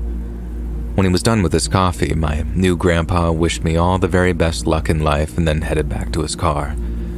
Before he left, he popped his trunk and started doing something, but before I got to be nosy about it, a skinny-faced, spiteful man pulls into the lot in his truck. My new grandpa closed the trunk and got back into his car before the skinny guy could mean mug him, and boy was I glad of that, because I'd have ended up hating him even more. But for real, the skinny bearded guy watched my new grandpa drive off the whole way like he was trying to give him some don't come back vibes or something. Like I said, I am seriously hating on skinny guy, and I did my best not to spill his coffee all over him as I passed it down from the window. Then for the first time ever, the guy says something other than coffee, black, and asks me if I'm working alone. For obvious reasons, this is by far the single scariest question I used to get asked. Sometimes people were just concerned for me, and I get that. But if anyone asked who might have had bad intentions, I always lied and told them no, that my boss came by 3 times during my shift to collect bills and drop off change. That wasn't true. My boss lived down in Vegas for 9 months out of the year, but I knew that it warned off some of the pervier guys who might try and hang around to pick me up after hours. So when the skinny guy asks, I tell him no, and that I don't work alone, yada yada yada. He responds by spitting, grinning, and replying with, yes you do. He either saw right through my lie or had stopped by enough times to know that no one showed up except for me and the other girl who worked there over the weekend. The guy then asked me how I was getting home after my shift, and again I lied, telling him my boss was driving me home. I don't know why I leaned on that excuse after he'd figured me out. I guess I thought if I just repeated it enough, he might believe me. But the reality was, I cycled to and from the shack every day. I knew he saw through that lie too. I didn't think that he'd ever seen me on my bike or anything, but the way he smirked definitely showed that he didn't believe me. And after that, he made his usual order, then paid and took his drink without saying another word. He'd never been that creepy in the past, but there's a first time for everything, I guess. I just didn't want his first time creeping to be my last night alive, you know? Sounds kind of melodramatic to some, but worse things happen to young women every single day. So come to the end of my shift, I'm really tense. I had a real bad feeling in the pit of my stomach that skinny guy was going to try something as I rode home. So you can imagine how awful it was to see his truck parked at the side of the road, maybe only 100 yards in front of me as I turned onto the road while on my bike.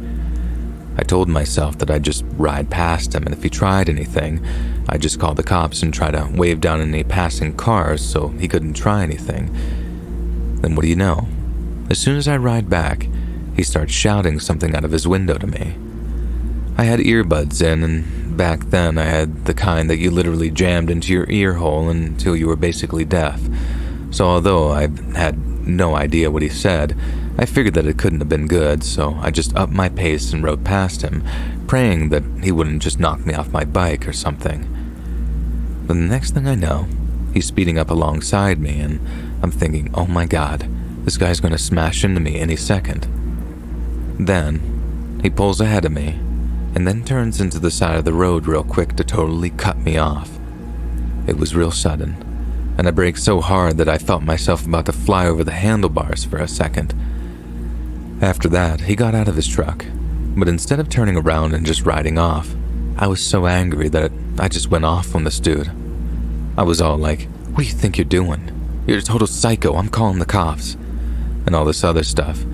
And the guy just waited until I stopped talking, then gave me this total, come with me if you want to live, Terminator speech. I can't remember what he said word for word, but it was basically something like, there's a man waiting for you down the road there.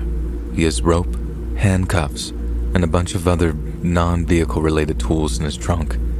I think he's gonna try and kidnap you, so throw your bike in the back, get in my truck, and if he's still there when we drive past, you can call the cops from my truck." Just hearing him say that was terrifying, but I was still faced with a very scary problem. That could have all just been nonsense to get me into his car, like how Ted Bundy or whoever used to lie to girls to get them into his van. But then at the same time, Skinny Guy had been visiting the Bikini shack for months by this point, hadn't said more than 2 words to me aside from coffee black, and never, ever tipped. That wasn't textbook creep behavior, not by a long shot, so either he was playing some super patient long game, or he was actually telling the truth. And for some reason, I went with the latter. Call it a woman's intuition, call it a sixth sense or whatever, but something about the guy's little speech rang true.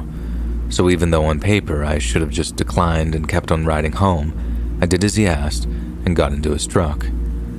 I told him that he better have a damn good story to follow up with, and oh boy, did he ever.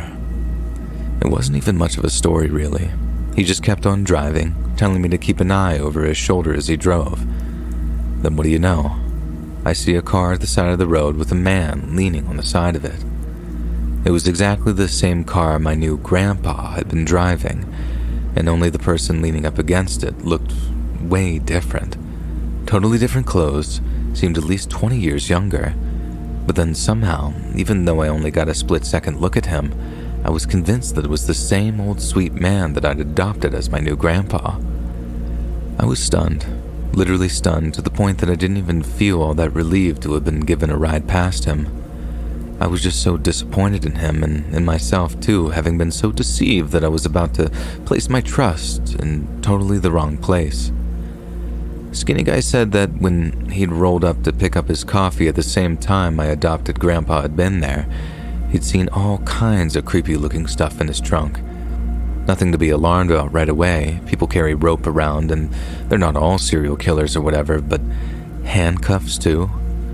And then after seeing the guy parked at the side of the road, the same road he'd probably knew I took to get home, he figured that he'd better come back and warn me. He said the thing that really set alarm bells ringing was how he'd changed his clothes. Still the same car, but totally different clothes. No one with pure intentions has a change of clothes, handcuffs, and rope in their trunk. I mean, I still don't know entirely what the guy's deal was, but Jesus Christ, it doesn't really help thinking about what he'd have done if he got his hands on me.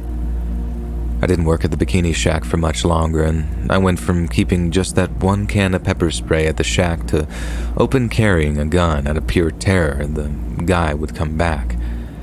My boss took a huge issue with that, and we clashed on it, and that's how I ended up just getting fired. But it suited me fine. If he hadn't have fired me, I'd have just quit on the spot anyways. And that was my cue to question pretty much all conventional wisdom regarding women's safety. I know it might seem obvious to some of you, but that was when I learned about nice guys. And not even just the online kind, the real-life kind, that lull a girl into a false sense of security before completely and violently turning on them.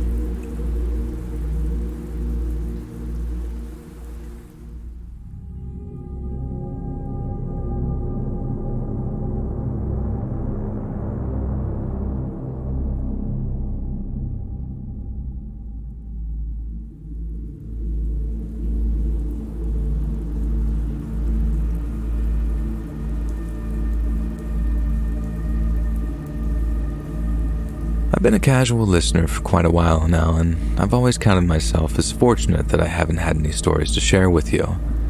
And that all changed late last year. I live near the Edgware Road in central London, which is essentially a very long high street that's all commercial at one end and mostly residential on the other. Every morning to get to work, I catch the bus from one end to the other, then stop into a small coffee shop to pick up some morning motivation. It's a daily ritual that I've been undertaking for years, and for the most part, every day was exactly the same, all except one. So I'm sure many of you are familiar with how a lot of inner-city coffee shops function. Exorbitant prices, very few seats, lots of open space for queues and people waiting for orders, essentially a morning assembly line for office drones. Everyone's got their headphones in, everyone's tapping away on their phones, Except for the odd Deliveroo rider or civilian, everyone is wearing their smart work clothes. There's a kind of uniformity, something I find kind of contemptuous and comforting in equal measure because it really helped me spot the odd one out when I needed it most. One particular busy morning, I was stood waiting for my double latte when a rather normal-looking guy walked into the coffee shop. He was dressed in his own clothes and had a very normal-looking face, but the way he was acting made me just really nervous. He completely ignored the queue and started walking up and down it, just looking at people in line. Standard operating procedure meant that no one returned his gaze or even said anything to him, out of fear that they'd be the one he unloaded his crazy on that day. I don't really know how to articulate it. Maybe it's something only people in big cities come to recognize, but sometimes I feel like you just know when someone is on the verge of a mental breakdown or something. And if there was anyone who embodied that feeling of, uh-oh, here we go, it was that guy. I thought that at worst he was going to start shouting at everyone regarding God knows what was going on in his head, and I started sort of edging back towards the door just in case things got out of control. Instead of steadily ramping up the crazy, as would have been polite of him, that's an attempt at humor, by the way, he went from 0 to 100, pulled out what looked to be some weird-shaped knife, and just started swinging at people. I'm not a particularly brave person, I'm certainly no have-a-go hero, but in that moment, I was faced with a simple choice. People had rushed back towards the front entrance so fast that there was people kind of crushing each other. Not a bad one, but I wasn't going to be able to just run out right there and then, and because I was standing in the little waiting area, I was maybe only 2 or 3 people away from becoming the knifeman's next target. The way it looked to me was that if I didn't at least try and get a hold of the guy's arm to get the knife off of him, I was going to get stabbed. I might get stabbed in the process, or at least cut a bit, but at least I might be able to minimize the damage. I didn't stand there thinking all that in real time. It was a split-second decision. One I'm still surprised that I made, but make it I did. I remember grabbing the guy by the crook of the arm, pulling it back a bit from behind him and thinking, oh my god, I'm gonna get stabbed, oh my god. But then, as I kept on pulling the guy backwards with no real plan in mind, someone else jumped in and grabbed his forearm and wrist. With the knife then basically secure, loads of other people started jumping in, people who'd now run in from off the street, once the jam was cleared of course, to help get the guy on the ground. Looking back, there's probably people who thought it was a terror attack or something, and as I slipped out from under the guy after he'd fallen backwards, people were kicking and stomping on him before someone finally just sort of sat on him to hold him down. Even then, there was this younger guy shouting, "Kick his head in, blood," and all this other stuff. I mean, people wanted the guy dead, and before the police arrived, it was the member of the public who sat on him that basically protected him from getting his face kicked off. It was honestly such a surreal situation that I didn't even understand what I'd just done. I was so frustrated that I sort of felt like I was in the way. You have to remember that people are trying to get to the guy while I'm just trying to shove my way out of the medley, feeling like I'm about to have a freaking panic attack, so while it wasn't necessarily the case, I still felt like I was running away. But then, as I'm shoving my way through the crowds, I'm getting slaps on the back from people like, well done, and good on you for giving him what for. I definitely hadn't been the one to disarm the guy, and if I'd been on my own, I'm quite certain that I wouldn't be around to write this. But being the first person to try and stop the guy from stabbing anyone else, even if it was just pure fight or flight kicking in, that must have really counted for something to the people whose lives were at risk. I won't lie. It was a great feeling, and even better when I saw a news article mentioning a bystander disarming the guy and thinking that, that's me.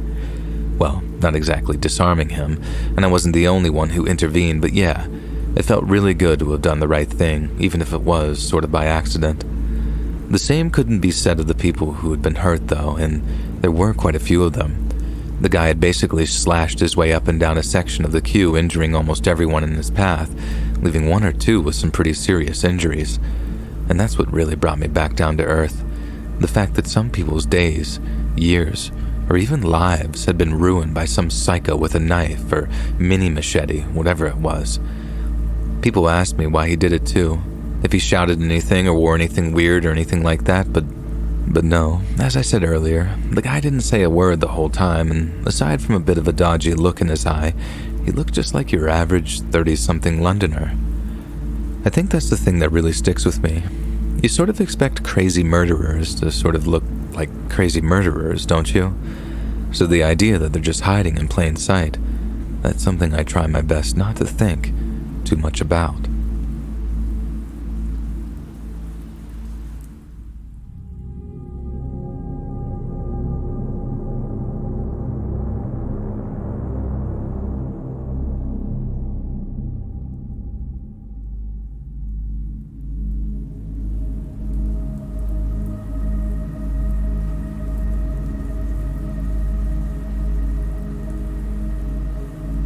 Just before 11 a.m. on May 30th of 2012, a man walked into the Cafe Racer in Seattle's University District. He was slender, with a mess of brown hair and a thick, dark beard. The cafe staff recognized him instantly as Ian, an unruly and ill-mannered customer that had recently been banned. One of the staff members reminded Ian that he was banned for life and that no matter what he did or said, no one would be serving him so much as an espresso that morning. It's not exactly clear what Ian did to deserve his lifetime ban from Cafe Racer, but a quick look into his personal life will give us a pretty good clue. 40-year-old Ian Lee Stawicki had a long and extremely violent criminal history. By 2012, he had racked up charges for domestic violence, assault, and malicious mischief, and unlawfully carrying a deadly weapon. During his domestic violence case in February of 2008, police officers were called to Stawicki's home, only to find his then-girlfriend weeping while nursing a bloody nose. She told police that he'd hit her, choked her, and smashed her belongings, and that in recent months, he'd been acting in an increasingly unhinged and unsettling manner. Even Stawicki's own father admitted that his son was a majorly disgruntled person, and that he hadn't been a particularly happy person for a long time. The staff of the Cafe Racer were more than familiar with Stawicki's antisocial demeanor, and had clashed with him many times before eventually handing him his lifetime ban. After requests for him to leave were ignored, one of the workers walked out from behind the cafe's counter and towards the front door. There they opened it up and once again asked Stawicki to leave, but instead of complying, Stawicki pulled a pistol from his waistband and shot the worker in the head before they even had time to react. The man's body fell in such a way that it completely blocked one of the only escape routes, meaning Stawicki had turned the Cafe Racer into a shooting gallery. One customer attempted to fight back, throwing a bar stool at him while running back and forth to avoid Stawicki's bullets. This display of pure heroism allowed a trio of the cafe's patrons to evade Stawicki's crosshairs and escape out of the previously blocked doorway. But in truth, the customers were never really the targets. Stawicki focused almost entirely on the cafe's workers, those who had dared to ban him from one of his regular haunts. He kept them pinned behind the counter at gunpoint, berating them maniacally as he joined them behind the register. Stawicki then mocked each member of the staff as he shot them, execution style, leaving 4 innocent people lying dead in the cafe. Stawicki then attempted to flee the scene, running to a parking lot next to Town Hall Seattle on First Hill. It was there that he spotted a woman climbing into the driver's seat of her black Mercedes SUV. Stawicki approached the woman and demanded that she hand over her car keys. When she refused, he blew her brains out and wrenched them from her still clenched fist. Police then believed that as he drove around aimlessly, wondering how he was going to escape justice, Stawicki kept himself up to date on the criminal investigation against him by tuning into local news stations. This is how he discovered just how fast the police were closing in on him and how they knew that he had stolen a black SUV.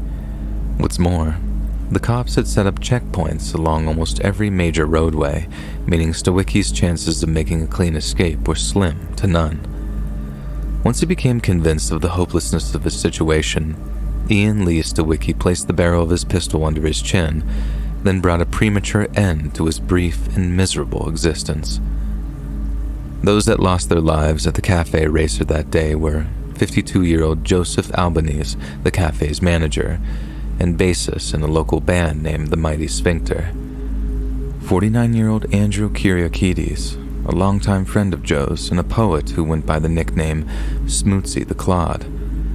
36-year-old Kimberly Lynn Layfield lost her life behind the counter, along with 57-year-old Donald Largan, who may have been the staff member who first approached Stawicki in order to convince him to leave.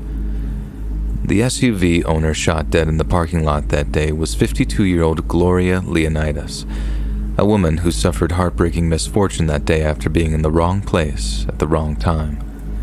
Perhaps the most terrifying thing about Ian Stawicki and the awful acts of evil he committed that day is just how normal he looked.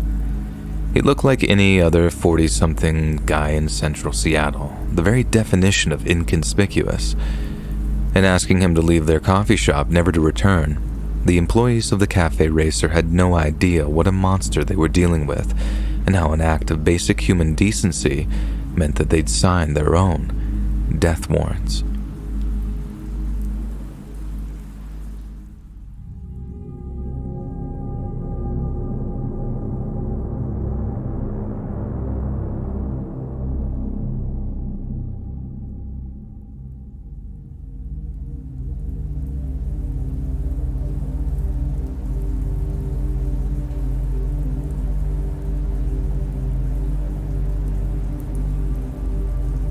It may be a bit of a cliche, but for me personally, I don't think there is anything better than spring cleaning. I'm a bit of a neat freak and I love organization, so I love getting recalibrated every spring with a cleaning and a new setup. In fact, I love cleaning so much that I started a cleaning company. Within the first year, I actually had a bunch of accounts and business was actually great. When the spring season was rapidly approaching, I decided to do a spring cleaning sale where I would clean the house for a discounted price. I ended up getting a lot of hits and had to pick just a few clients since I couldn't take every new client for the sale. A good problem to have, I suppose, and selfishly I picked the biggest houses in the nicest areas, figuring that I could charge more because I would be there longer cleaning the bigger house. The first 2 days I cleaned 2 houses each day and I made a killing even at the discounted price. On Wednesday, I only had 1 house scheduled to clean. The owners contacted me and told me that they had been living in Florida all winter and that the house was vacated. She told me that her nephew had been living there for a few months while he was waiting to move into his new home, but he moved out over a month ago. So this woman just wanted me to go in and give the house a really good cleaning and make sure everything is perfect for when they come home on the weekend. Another reason why I only took on this 1 client for the day was because the house was huge. It looked like a house from a movie, it was so big. When I arrived at the house, I was happy that I had made the decision to make sure that this was my only house for the day. It was even bigger than I originally thought from the pictures, and when I went inside, I was nearly knocked over by the stench of rotting food or something. Her nephew, who was supposed to have cleaned before he left, clearly didn't. The inside looked like a frat house. There was garbage and beer cans everywhere. The first thing I did was open all the windows to get some air in here and hopefully air the place out for the horrific stench that plagued this beautiful home. A few hours in, I was about halfway done with the house. It was already starting to look and smell better than it did when I arrived. I had headphones in as I was cleaning, and even though I had my music loud, I thought that I could hear some movement in between songs and felt that I could feel some movement every now and then from the vibrations in the house. I chalked it up to the house just being big and drafty, especially since the windows were all wide open. As I neared the completion of the cleaning of the house, my headphones started to die. The beauty of wireless headphones, I thought, and I brought my headphones back downstairs and threw them in my bag. I went back upstairs to finish cleaning the bedroom and the bathroom that was upstairs. Luckily for me, there were a lot of rooms upstairs that just looked like spare bedrooms and they didn't need a lot of work. Just as I was finishing, I could hear shuffling coming from above me. I know what drafty houses sounds like, and this was not that. This was clearly some kind of movement. My first thought was that an animal of some kind had gotten into the attic. The thought of anything else didn't even cross my mind. The last thing I wanted was for these people to come home and have to deal with a squirrel or raccoon in the attic, so I figured that I would try quickly to get the animal out before I alerted the homeowners. I made my way up to the attic as slowly as I could, so I didn't alert the animal. I figured the element of surprise would be my best friend. The stairs to the attic were incredibly high and narrow. The attic was 3 stories up, and it was a high 3 stories. I got to the attic, and I didn't see anything at first other than a whole bunch of boxes and storage. Your typical attic stuff. Old clothes, Christmas decorations, some heirlooms, and just about any other junk that you can think of. The smell up in the attic was horrible, worse than the rest of the house. I slowly stepped through the maze of boxes, trying to keep the creaky floor at a minimum. As I navigated the attic, I noticed more cans and food residue. When I walked up to a stack of boxes, I saw a pair of boots coming from the side of the box. As I closed in on the boots, I noticed the boots had a blanket laying on top of them, and it appeared to be something stacked.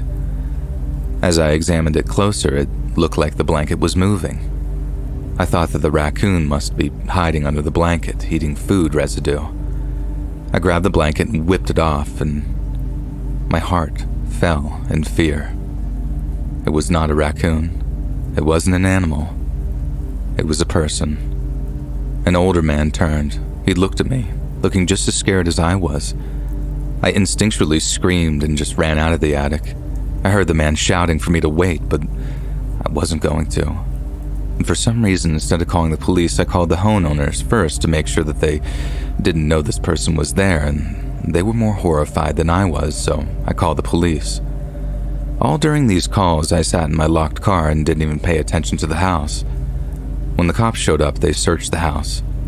They weren't able to find any sign of this man, as he appeared to have fled in the time that I was out in my car on the phone. After going through the rigmarole and dealing with the police, we went up to the attic and had a chance to really look around. There were dozens of beer cans and soda cans and a ton of other garbage left over from food. I guess they deduced that this guy must have been living up there for quite some time, considering the smell and how much food was there. It was honestly appalling. When the homeowners got back from Florida, I caught up with them and we talked about the incident. I guess the police told them that whomever this guy was, he must have gotten to the house when the nephew was staying there and decided to hide out in the attic for as long as he could. Even though the guy looked like he intended no harm, the thought of an unwanted stranger living in your home is something I never want to experience. Thankfully, nobody was hurt in this story, but the thought of that face looking back at me when I moved the blanket will forever be burned into my mind.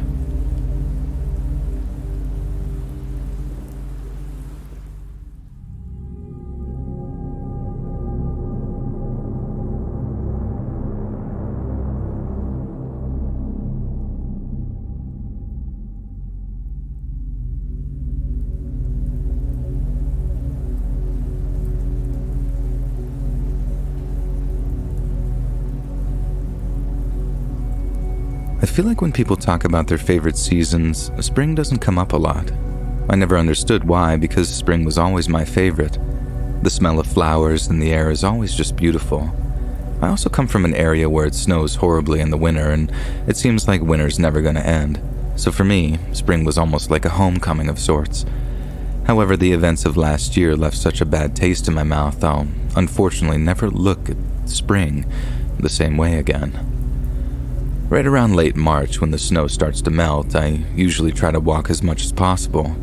I walked a little more last year than usual because my car needed to be fixed, and being a single woman, I only have one car. I honestly didn't mind walking though. My job wasn't far from where I lived. I bartended at a local bar that was maybe a mile away from the apartment complex where I was staying at the time. The apartments were nothing special, but they were located in a really nice suburban area. It was one of these picture-perfect little neighborhoods that you'd see in a movie or something, and they're tucked right in the middle of what was my little apartment sanctuary. For the first couple of days, everything was great. The weather had broken a few days prior, and I was soaking up the afternoon sun on the way to work and breathing in the nice crisp spring air at night on the way home. I was never worried about walking alone because, like I said, the area was nice and I never saw any kind of crime or shady characters or even any cop cars for that matter. On the third day with no car, things changed quite a bit. It was pouring outside. Like one of those days where the rain is coming down so hard it looks like it's turning sideways. Now pardon the pun, but You know when they say, when it rains, it pours? And that was about to become even more true in this situation. Not wanting to walk into the downpour, I tried to get a ride to work, but of course, nobody was around to give me a ride. Then I tried to Uber to work, but of course, my phone wasn't working and I didn't have time to get to the phone store to fix it. You see what I mean about that expression now. Unfortunately, in the pouring rain, I had to walk to work, and never in my life has a mile seemed so long. I moved briskly to the bar, trying not to think about how soaked I was about to be when I arrived at work. On the walk to the bar, I do have to cross one busy intersection. When I approached the intersection, I noticed someone was behind me. It even seemed that it was a hooded figure with their hands in the front pocket. It made sense since it was raining and you wanted to cover your head. Now, they weren't close, but they probably were several yards away. I didn't really pay too much attention since I was annoyed about the rain and it was still daylight out at this point, so it's not unlikely that someone would also be walking in the rain with a hood. I crossed the intersection and ran the rest of the way. When I got to the door of the bar, I noticed that the person behind me was running across the street now, and once they got to the side of the street the bar was on, they started to walk again and stopped at the end of the parking lot of the bar. Again, I didn't really care because honestly, that's not that weird. My manager at the bar gave me a new company shirt and luckily one of the waitresses had an extra pair of jeans in her car, so I was able to get some dry clothes. That would have been a scary story on its own if I had to work soaking wet like that all night. Several hours into the shift, I noticed someone sitting at the end of the bar. It was a strange-looking man, most likely in his 50s. Since the bar is big, there are usually two of us serving drinks. The man was sitting on the other side, which the other bartender would have been serving. Now, something about this guy just didn't feel right. I don't get creeped out very much, but this guy was giving me all sorts of bad feelings. He had a beer in front of him that was half drank. He was just staring into the distance. His expression just seemed completely blank. It's not unlikely to see people with that wandering gaze in bars, especially if they had a little too much to drink, but this guy's expression just felt different. He was completely still and not even blinking. And that's when I noticed that he had that same dark hood on, and I started to wonder if it was the same guy that I saw earlier. I realized having a dark hood doesn't make you a bad person. In fact, there are probably a dozen people in the bar with dark hooded sweatshirts on, but I still couldn't help but wonder if it was the same guy behind me when I was walking to work. About 15 minutes till 2 a.m., the man finally paid his tab and left. I was starting to wonder if this guy was ever going to leave. As soon as he left, we locked the doors 10 minutes early and did all of our cleanings so we could get out at a reasonable time. Well, my night just kept getting better. It was still raining out and I had to walk home. The only person with me was one of my coworkers, a guy named Dan, who I was not a big fan of. Dan liked me a lot and wanted to be more than just friends, but unfortunately I just didn't feel for Dan the same way. We had gone on a few dates, but it really didn't go anywhere and Dan didn't take it very well. So my options at this point were to ask Dan to drive me home or walk home alone in the rain. And I chose the rain. I was basically jogging in the rain just trying to get home at this point. I planned on taking a hot shower as soon as I got home, so I didn't care too much about the rain this time around. About halfway to the apartment complex, I thought I heard something. When I turned around, I couldn't believe my eyes. It was a figure standing about 20 feet away. The figure had a dark hood that was concealing their face and their hands in their front pocket. I turned back around and started to jog a bit faster as it was very disconcerting to me. When I looked behind me, the figure was now in a full sprint after me. My heart began to beat out of my chest. I started to run as fast as I could and I was screaming uncontrollably, but it was raining so hard that I don't think anybody could hear me. The figure was so close now that I could even hear the footsteps splashing behind me. My apartment was probably still several blocks away and I was fearing the worst. And then the most unthinkable thing happened. Car lights could be seen reflecting off the rain-drenched street. I was flailing my arms trying to alert the motorist, who thankfully did stop, and I couldn't believe my eyes. It was Dan on his way home. He got out of his car, seeing that the man was chasing after me, and he tried to tackle the hooded figure. He missed him, but the hood came off the guy's face and revealed that it was that same guy who had been sitting at the bar all night. The man ran full speed into the night and was gone within seconds. Dan gave me a ride home and made sure that I got inside safely. He stayed with me for a little while, and we called the police just to alert them what had happened, and maybe they could find the guy walking in the street or something.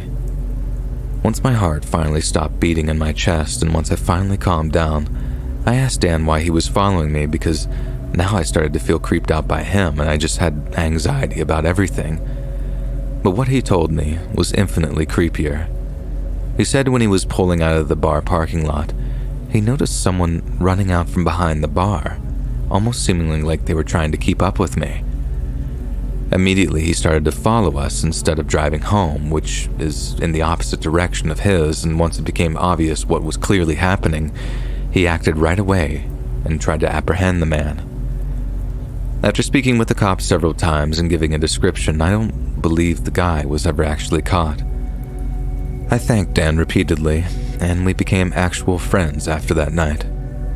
That was the last day I ever walked to work or walked really anywhere alone. Now, spring may be beautiful, but I'll never enjoy spring showers the same ever again.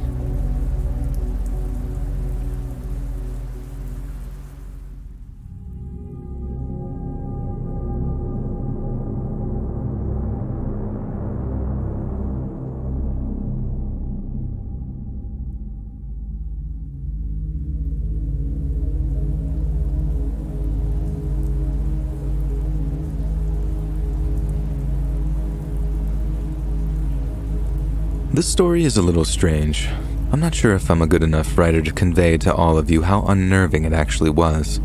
I was genuinely horrified at the moment, but luckily I didn't have any long-term effects other than a weird story that I like to tell people. Every year, my hometown does this event called Springfest. It's just this weekend event where vendors come to sell food, crafts, clothes, beer, and all sorts of things. My town is sort of small, so this festival is like the talk of the town, and everyone in town attends. Every night, which is just Friday and Saturday night, they have live music, and honestly, it's a pretty cool event. When I was a kid, I used to love to go, and I'd hang out with my friends from school, and it was a cool place to talk to the girls that we all had crushes on. As an adult, it was just as cool. I love to go and hang out with friends and just have a nice time doing something that's different and not the same old thing. In a weird twist of fate, my aunt and uncle ended up taking over the event planning for the entire Springfest. They asked if I would mind helping at the end of the night, cleaning the area and getting it ready for the next day, and then just coming in on Saturday and Sunday morning to get everything ready for the day. I love my aunt and uncle, so of course I didn't mind, and I didn't have to work during the festival, which was cool. They just wanted my help closing everything down. On Friday night, I attended the festival and was hanging out with a couple of my old friends from high school whom I hadn't seen in years. Toward the end of the night, when the band finished playing, I started to get a jump on the cleaning while the last of the people there started to trickle out of the festival. My uncle gave me an envelope with cash in it to give to the band that had just finished performing and asked if I could just pay the guy so he could take care of something else. Of course, that wasn't a problem, so I took the envelope and approached the band. I gave them the money and we chatted for a few minutes about nothing special. They were just cool guys and super easy to talk to. I said bye to the band, walked away, and started to wipe down some tables. Within minutes, you could tell the place emptied out. The loud and ecstatic atmosphere became quiet in no time at all. Now, in the corner of my vision, I thought I could see someone watching me. I turned around, and to my surprise, it was this really beautiful woman. She was looking at me and smiling. Now, I can be a bit awkward, so I didn't really know what to do, so I just waved and asked if she needed anything.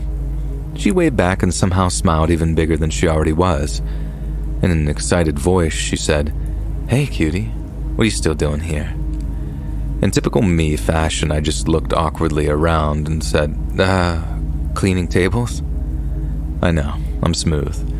And she giggled and approached me. With the lights on under the tent that I was standing, I could see the woman much clearer now. She was indeed gorgeous, and if I had to guess, significantly older than me. I was 22 years old at the time, and I would say this woman was at least 45, if not older. Thankfully, she was not awkward at all and easy to talk to. I thought for sure at the beginning of this exchange that it was going to just be some woman that maybe drank too much, but she didn't seem under the influence at all. She started to ask me all sorts of questions about what I did for a living, what I did for fun, how I knew the band, and all sorts of things like that.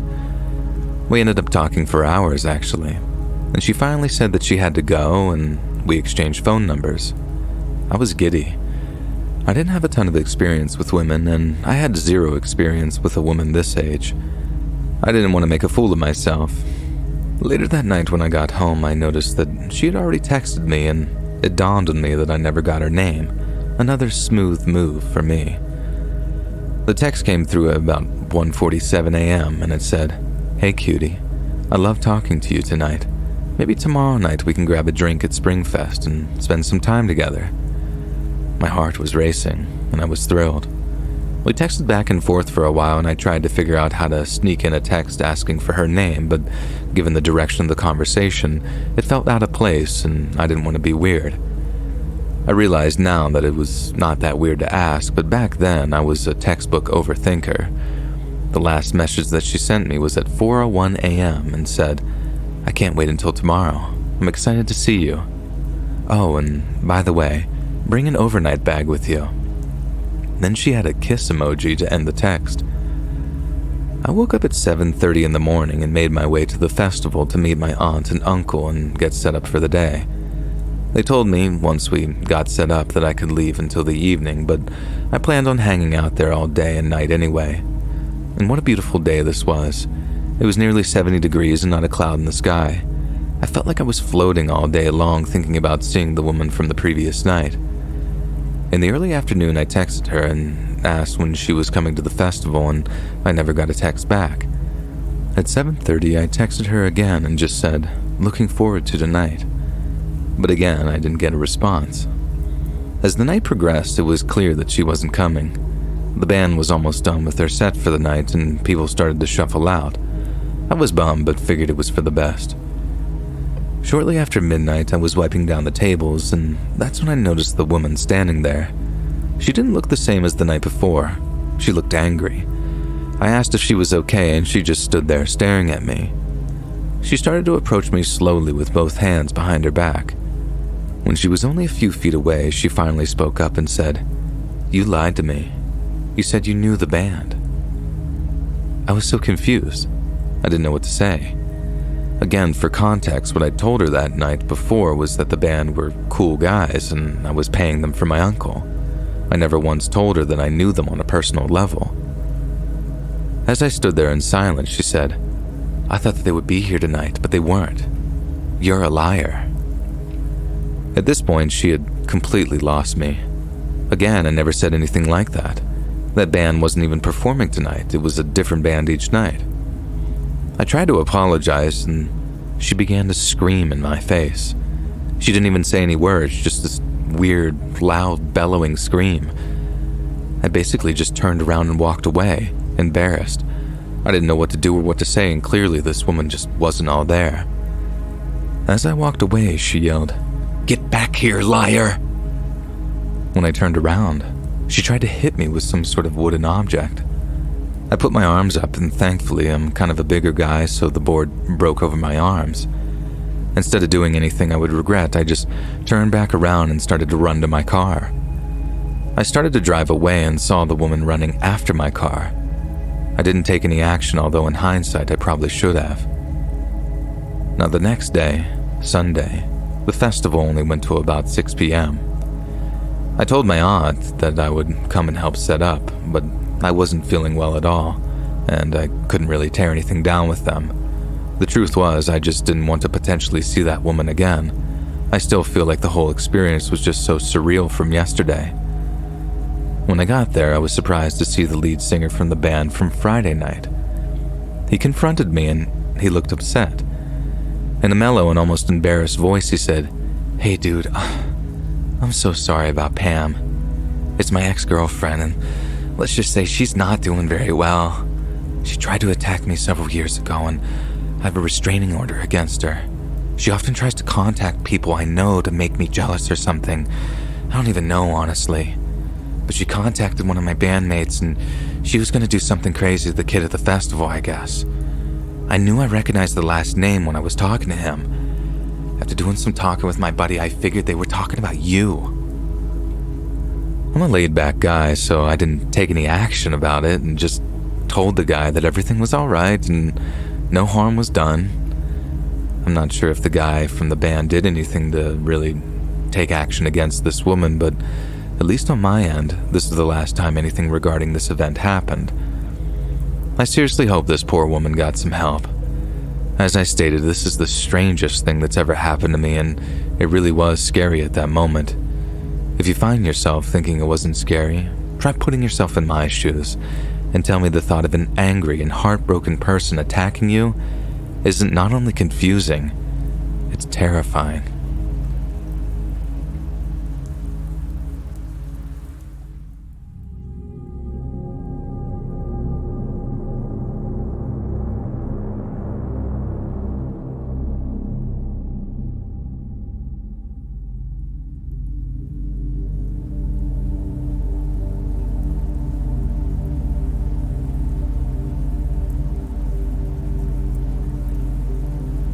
I really love spring, and I always have, even when I was a kid. Spring usually means baseball season here, and I was an avid baseball player in my youth. Now that I'm a parent, I'm thrilled that my son loves baseball as well. He's at the age where he plays Little League, and it's honestly great. At this level, the kids just have fun and are competitive, but it's a great form for teaching and instructing the children, not just in sports, but also life. In my son's second year in Little League, I decided to coach the team since they were desperate for coaches. What a great and rewarding experience. At the risk of sounding selfish, my job was even easier because my son had unfortunately broken his arm right before the season, so I didn't have to worry about being one of those coaches who plays his kid more than the other kids, you know? Not that I would ever do that, but after playing sports my whole life, a lot of parents unfortunately perceive things that way. Practices started right at the beginning of March. Even though it was still wet and muddy outside, I was able to secure a gym for us to start practicing in. We would do basic drills and just get ourselves in the groove of playing baseball again. One of the kids on my team was a quiet kid named Randall. Such a sweet kid, but clearly didn't love baseball. Every practice he would ask to go sit down. He loved giving all the kids on the team water. I had a few chats with Randall to see if he wanted to play and told him that he didn't have to if he didn't want to. He always seemed so nervous every time we had this conversation, like he was going to get yelled at, and he would just say, "No, it's okay, I want to be here." So as long as he wanted to be a part of the team, I made sure that he felt comfortable. I would do everything I could to get him into the drills and participate, but he just wanted to cheer from the sidelines, and if that's what made him happy, I let him be a team manager of sorts. When we started to practice in the field, I had a sit-down meeting with his mother. I just wanted her to be aware of Randall's level of participation and how he felt. It seemed like she understood, but she also seemed a bit off for some reason. She claimed if Randall was happy, she supported him, which made me happy. I made sure that I reiterated to her and Randall that as soon as he felt comfortable getting out there, I would make sure that there was a spot on the field for him. And finally, it was time for our first game. The entire team was excited, especially Randall. He became almost like my little assistant coach. He would cheer on his teammates and make sure everyone stayed hydrated and motivated. The kids loved him, and everyone loved having this positive reinforcement on the bench. We won the first game, and I gave the MVP award to Randall. Our pitcher was frustrated going into the last inning of the game, and Randall talked to him and calmed him down, and after the game, our pitcher said, "Coach, thanks to Randall giving me that pep talk, I believed in myself." And the whole team started to chant Randall's name, so I knew that I had to give him the MVP award, even if it was just for fun, you know? We talked for a little bit, and then I told the kids that I would see them at the next practice. I started to pack everything up, and I was confronted by a short but very muscular man. I turned around, and the little man said to me, "Hey, what's the big idea, Coach? You think we're a joke?" I had no idea what he was talking about. I looked at him like he was talking to the wrong person, then he said, "I'm Randall's father. What kind of BS is this? My son ain't no cheerleader." I knew right away at this point what was happening, and I tried to communicate to the man everything that I had told the boy's mother, but he cut me off by saying, I don't care what you told her. I'm the boy's father, and he's a baseball player, not some cheerleader." I could sense the aggression coming from him, and I decided it was best for me to just excuse myself from the situation. My son was in the car waiting, and I could see him looking at me through the car window, and very calmly I said, "Listen, I like Randall a lot. If you want to have a conversation about this, call me and we'll set up a meeting, okay? I mean, I don't want to talk about this now when you're clearly upset, and my son's in the car." The man started to throw a temper tantrum as much as a 2-year-old would, and I was surprised just how much more mature his son was than this maniac. I walked away and just let him holler to himself. I have no patience for that, and I don't care if I got in trouble from the league. I wasn't going to deal with that attitude. That night, after my son was in bed, I was talking to my wife about the situation. We talked about just how sad it was for Randall since he's such a sweet kid and he had such an arrogant father. There's nothing worse than those parents that force their kids to play sports or do things that they don't want to do. When we were getting ready for bed, there was a knock on the door, and we both looked at each other with confusion. We weren't expecting anyone, especially at this hour of the night. I made my way to the door and asked who was there. No response, of course. It then dawned on me that I have one of those Ring cameras, and I always forget about it. I pulled up the camera feed, and it was Randall's father, just standing there. I told him to get off my property before I called the police, and he just stood there. After a few seconds, I thought that he was leaving, but instead, he went back to his car and grabbed a baseball bat, a smaller one you would use for Little League, and made his way back to the door and knocked again. With my family inside, I wasn't taking any chances, so I called the police. A few minutes later, the police showed up, and he was still just standing there. When he turned and saw the police, I heard him shout, "Really, dude? The cops? You can't just handle this man-to-man?" He threw the bat down, and the cops rapidly approached him, and it looked like they detained him. However, I just didn't press charges. The next day, I contacted Randall's mother, who told me that they were separated, and he demanded that he play baseball even though the kid hates sports. She knew it might come to something crazy like this, and she felt bad that she didn't inform me of the boy's crazy father. I told her not to worry about it, and that the league just needed to ban the father from the field, which thankfully they did. And thankfully I never was confronted by that man again. But sometimes late at night I see a big truck driving around the block several times, and I just can't shake this horrible feeling that it's Randall's father. My house is safe, and with this upcoming spring season approaching, I can't help but wonder if I'll be seeing that guy again.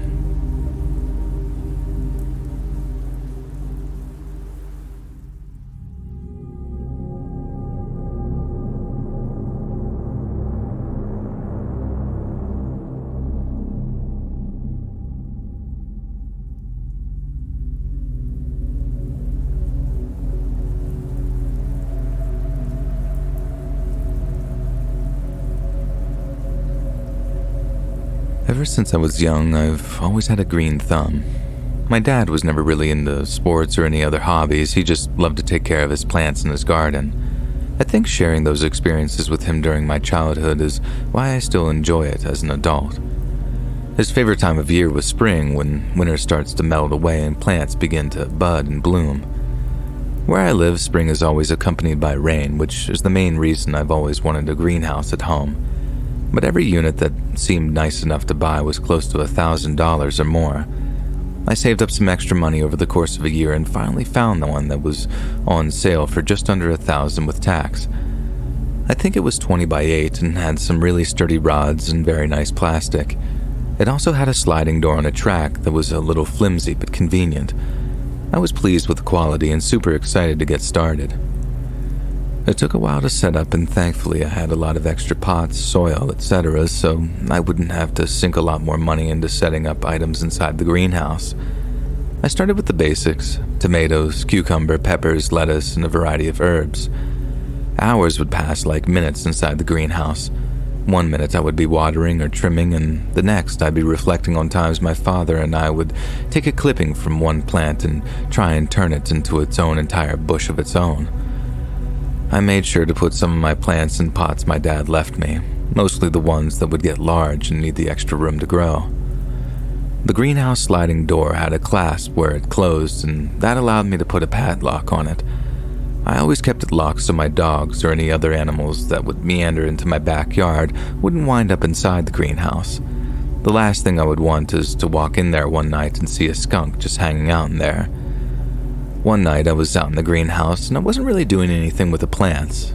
It was raining pretty heavily and I decided to read using the rain hitting the greenhouse as a sort of background noise. Usually when I read, I need to play some type of neutral background noise. No idea why, I just always done that. I had gotten lost in the book that particular night and lost track of time. It was really late, well, at least late for me, and I knew it was time to turn the lights off and head back inside. Fast forward about 5 hours later, and I was jolted awake hearing a banging noise coming from my back porch. I got my dogs up and went downstairs, but didn't see anything on the porch. I opened the door to the backyard and it was still pouring, and I activated the motion sensor light and saw that the banging noise I heard was the greenhouse door flying back and forth. The door had fallen halfway off the track and the wind was blowing the upper portion directly into the beam, causing a loud clanging sound. One of my dogs came out with me, but the other one didn't want to come out in the rain, which, of course, was the big 110-pound dog. I slowly approached the greenhouse and turned one of the overhead lights on. It was soaked inside and also there seemed to be a good amount of mud.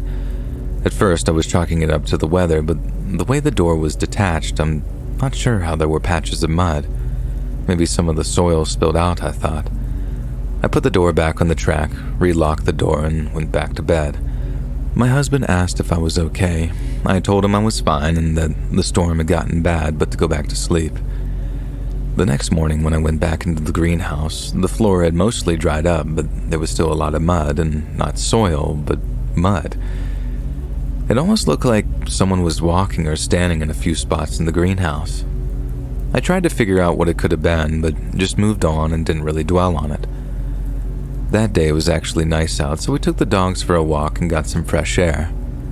That night, the rainstorm hit again, and I decided to read a little bit in the greenhouse to relax and get ready to go to bed for the night.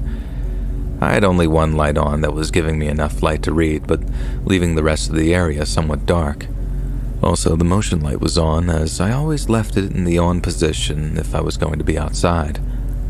As I was reading, I started to get an uneasy feeling.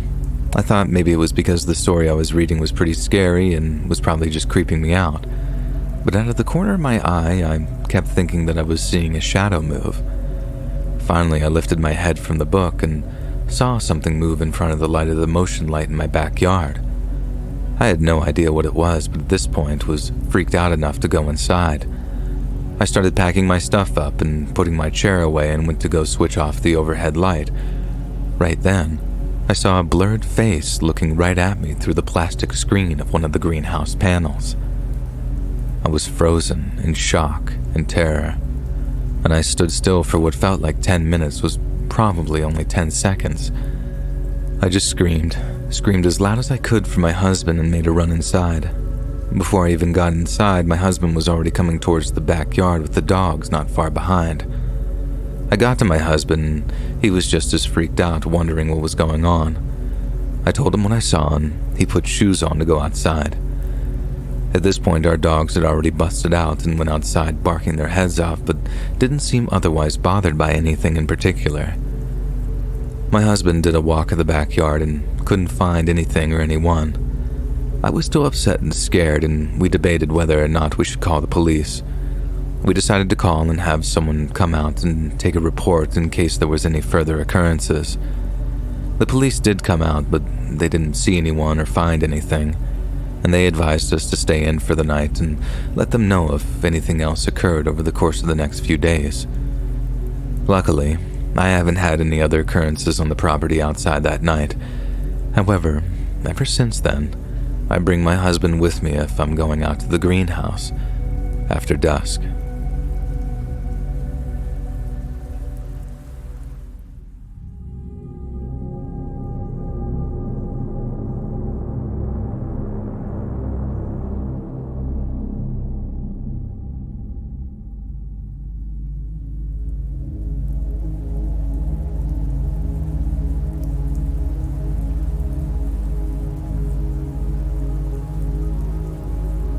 sometimes being a fly on the wall isn't always as intriguing as you may think. It's human nature sometimes to listen to an argument or watch as a fight unfolds. You know you don't want to and that it's wrong, but sometimes you can't look away. Well, I can tell you firsthand that I wish I would have just walked away because I still don't know what I witnessed. For some context, it was right around the beginning of spring. I felt cooped up all winter, so I couldn't wait to start opening up some windows and letting some fresh air into my house.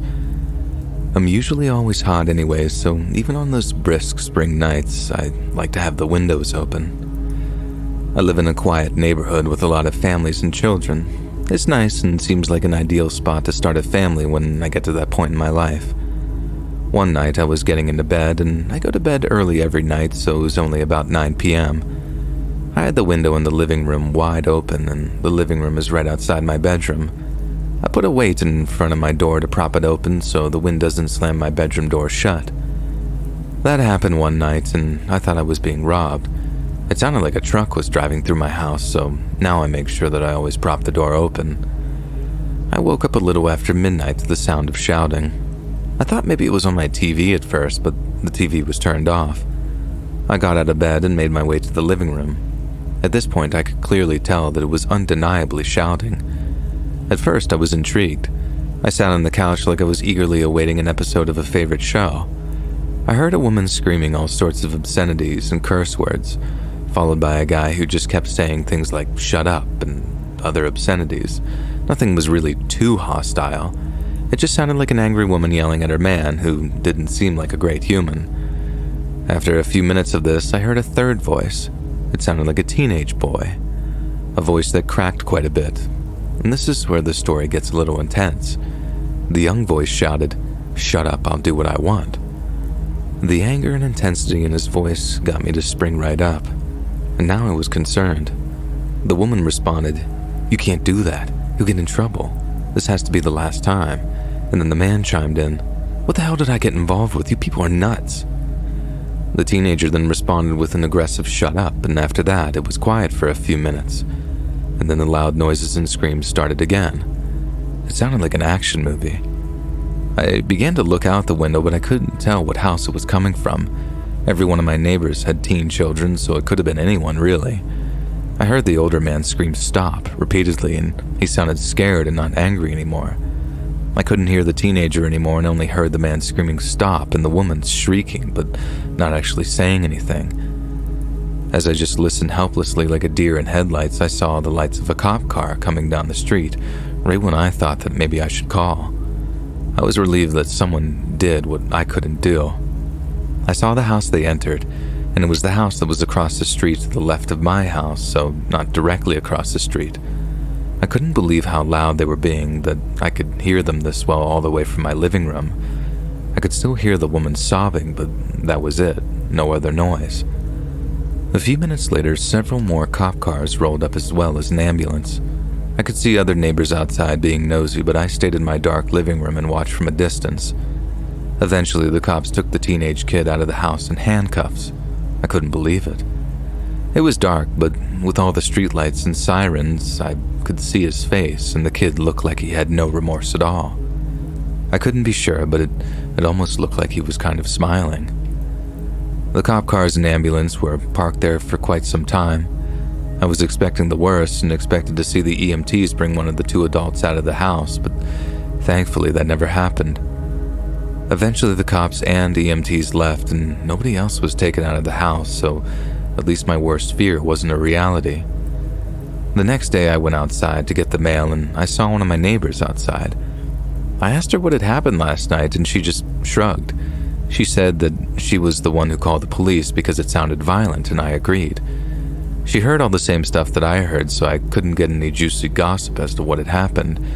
However, she did tell me that the son, whom I'm assuming is the one they took away from the house that night, has a lot of issues in school with fighting, and apparently this isn't his first run-in with the law, even though he's not even legally an adult yet. Just as I was getting ready to head back inside, I noticed the man from the altercation come outside to get his mail. He was limping and had massive bruises all over his face. I turned back around right away, not trying to get caught staring at this poor man. I never heard another noise come from that house, and I still live across the street. I can say I never saw the kid again either, so I'm not sure what happened, and I can only speculate. Either way, this was a terrible night, even though it didn't directly affect me. But if you could hear the sounds and screams that I heard that night, I'm sure you would agree this is one of the worst things anybody can witness. Sometimes it's just better to close the window and go to bed.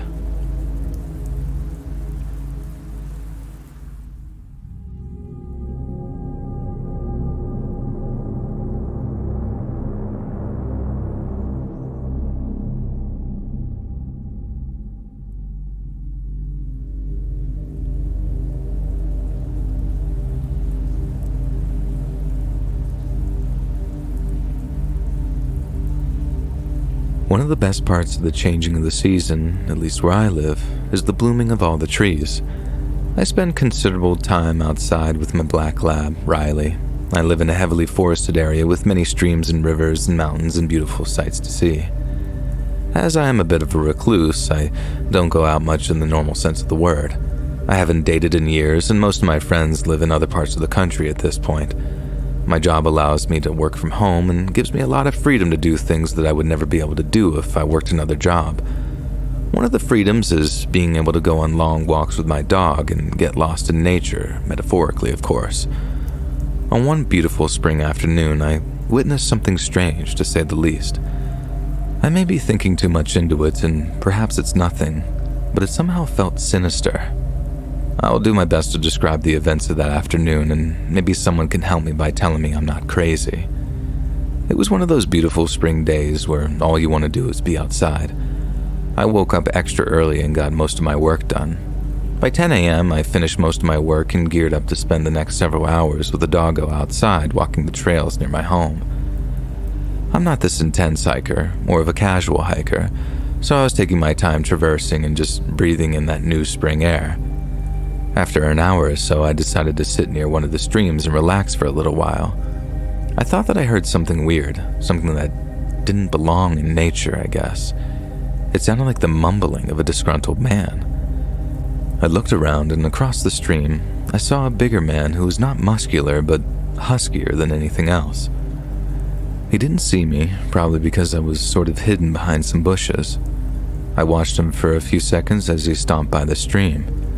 I was clearly able to hear him mumbling to himself at this point, but I couldn't actually hear what he was saying, just the irate tone of his voice. He was carrying a large duffel bag, much like you may bring to the gym or a sporting event. The biggest red flag of all, though, was when he walked by, my dog growled, and she doesn't growl at anybody. Sure, this moment was weird and a little off-putting, but it only lasted a few seconds.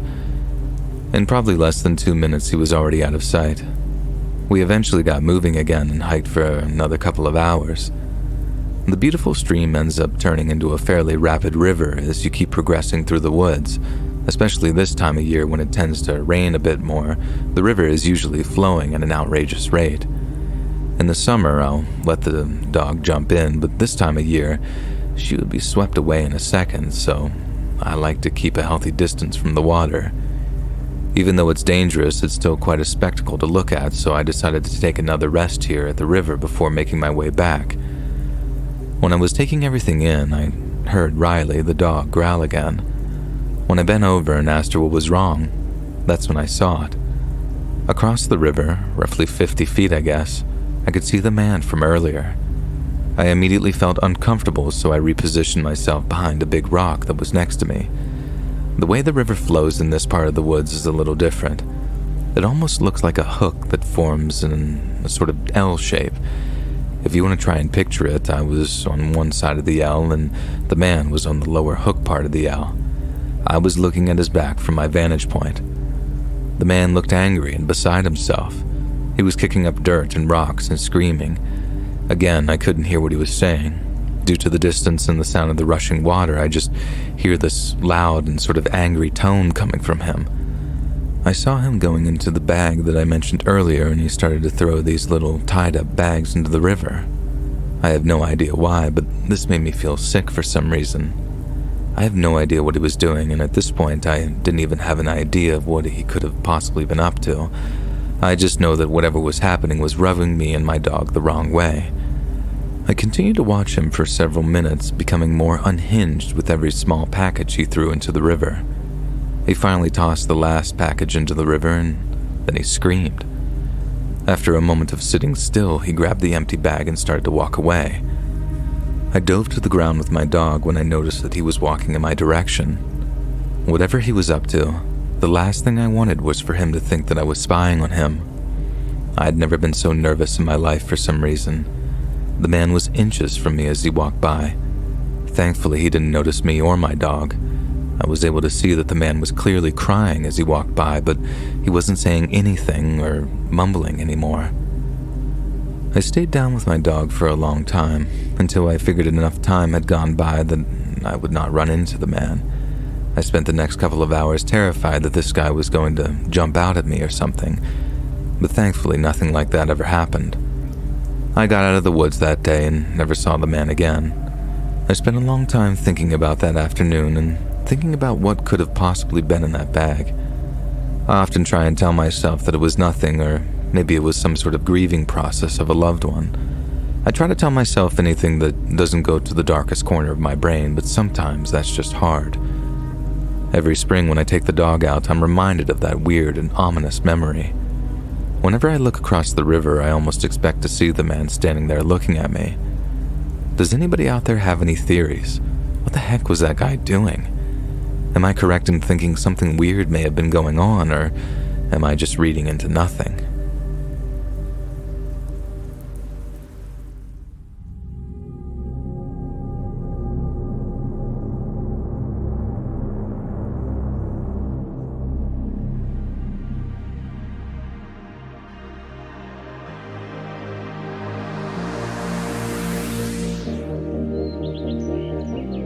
Hey friends, thanks for listening. Click that notification bell to be alerted of all future narrations. I release new videos every Monday, Wednesday, and Friday at 7 p.m. Eastern Standard Time. If you got a story, be sure to submit them to my subreddit, r/Let'sReadOfficial, and maybe even hear your story featured on the next video. And if you want to support me even more, grab early access to all future narrations for just $1 a month on Patreon, and maybe even pick up some Let's Read merch on Spreadshirt. And check out the Let's Read podcast, where you can hear all of these stories in big compilations and save huge on data, located anywhere you listen to podcasts. Links in the description below. Thanks so much, friends, and I'll see you again soon.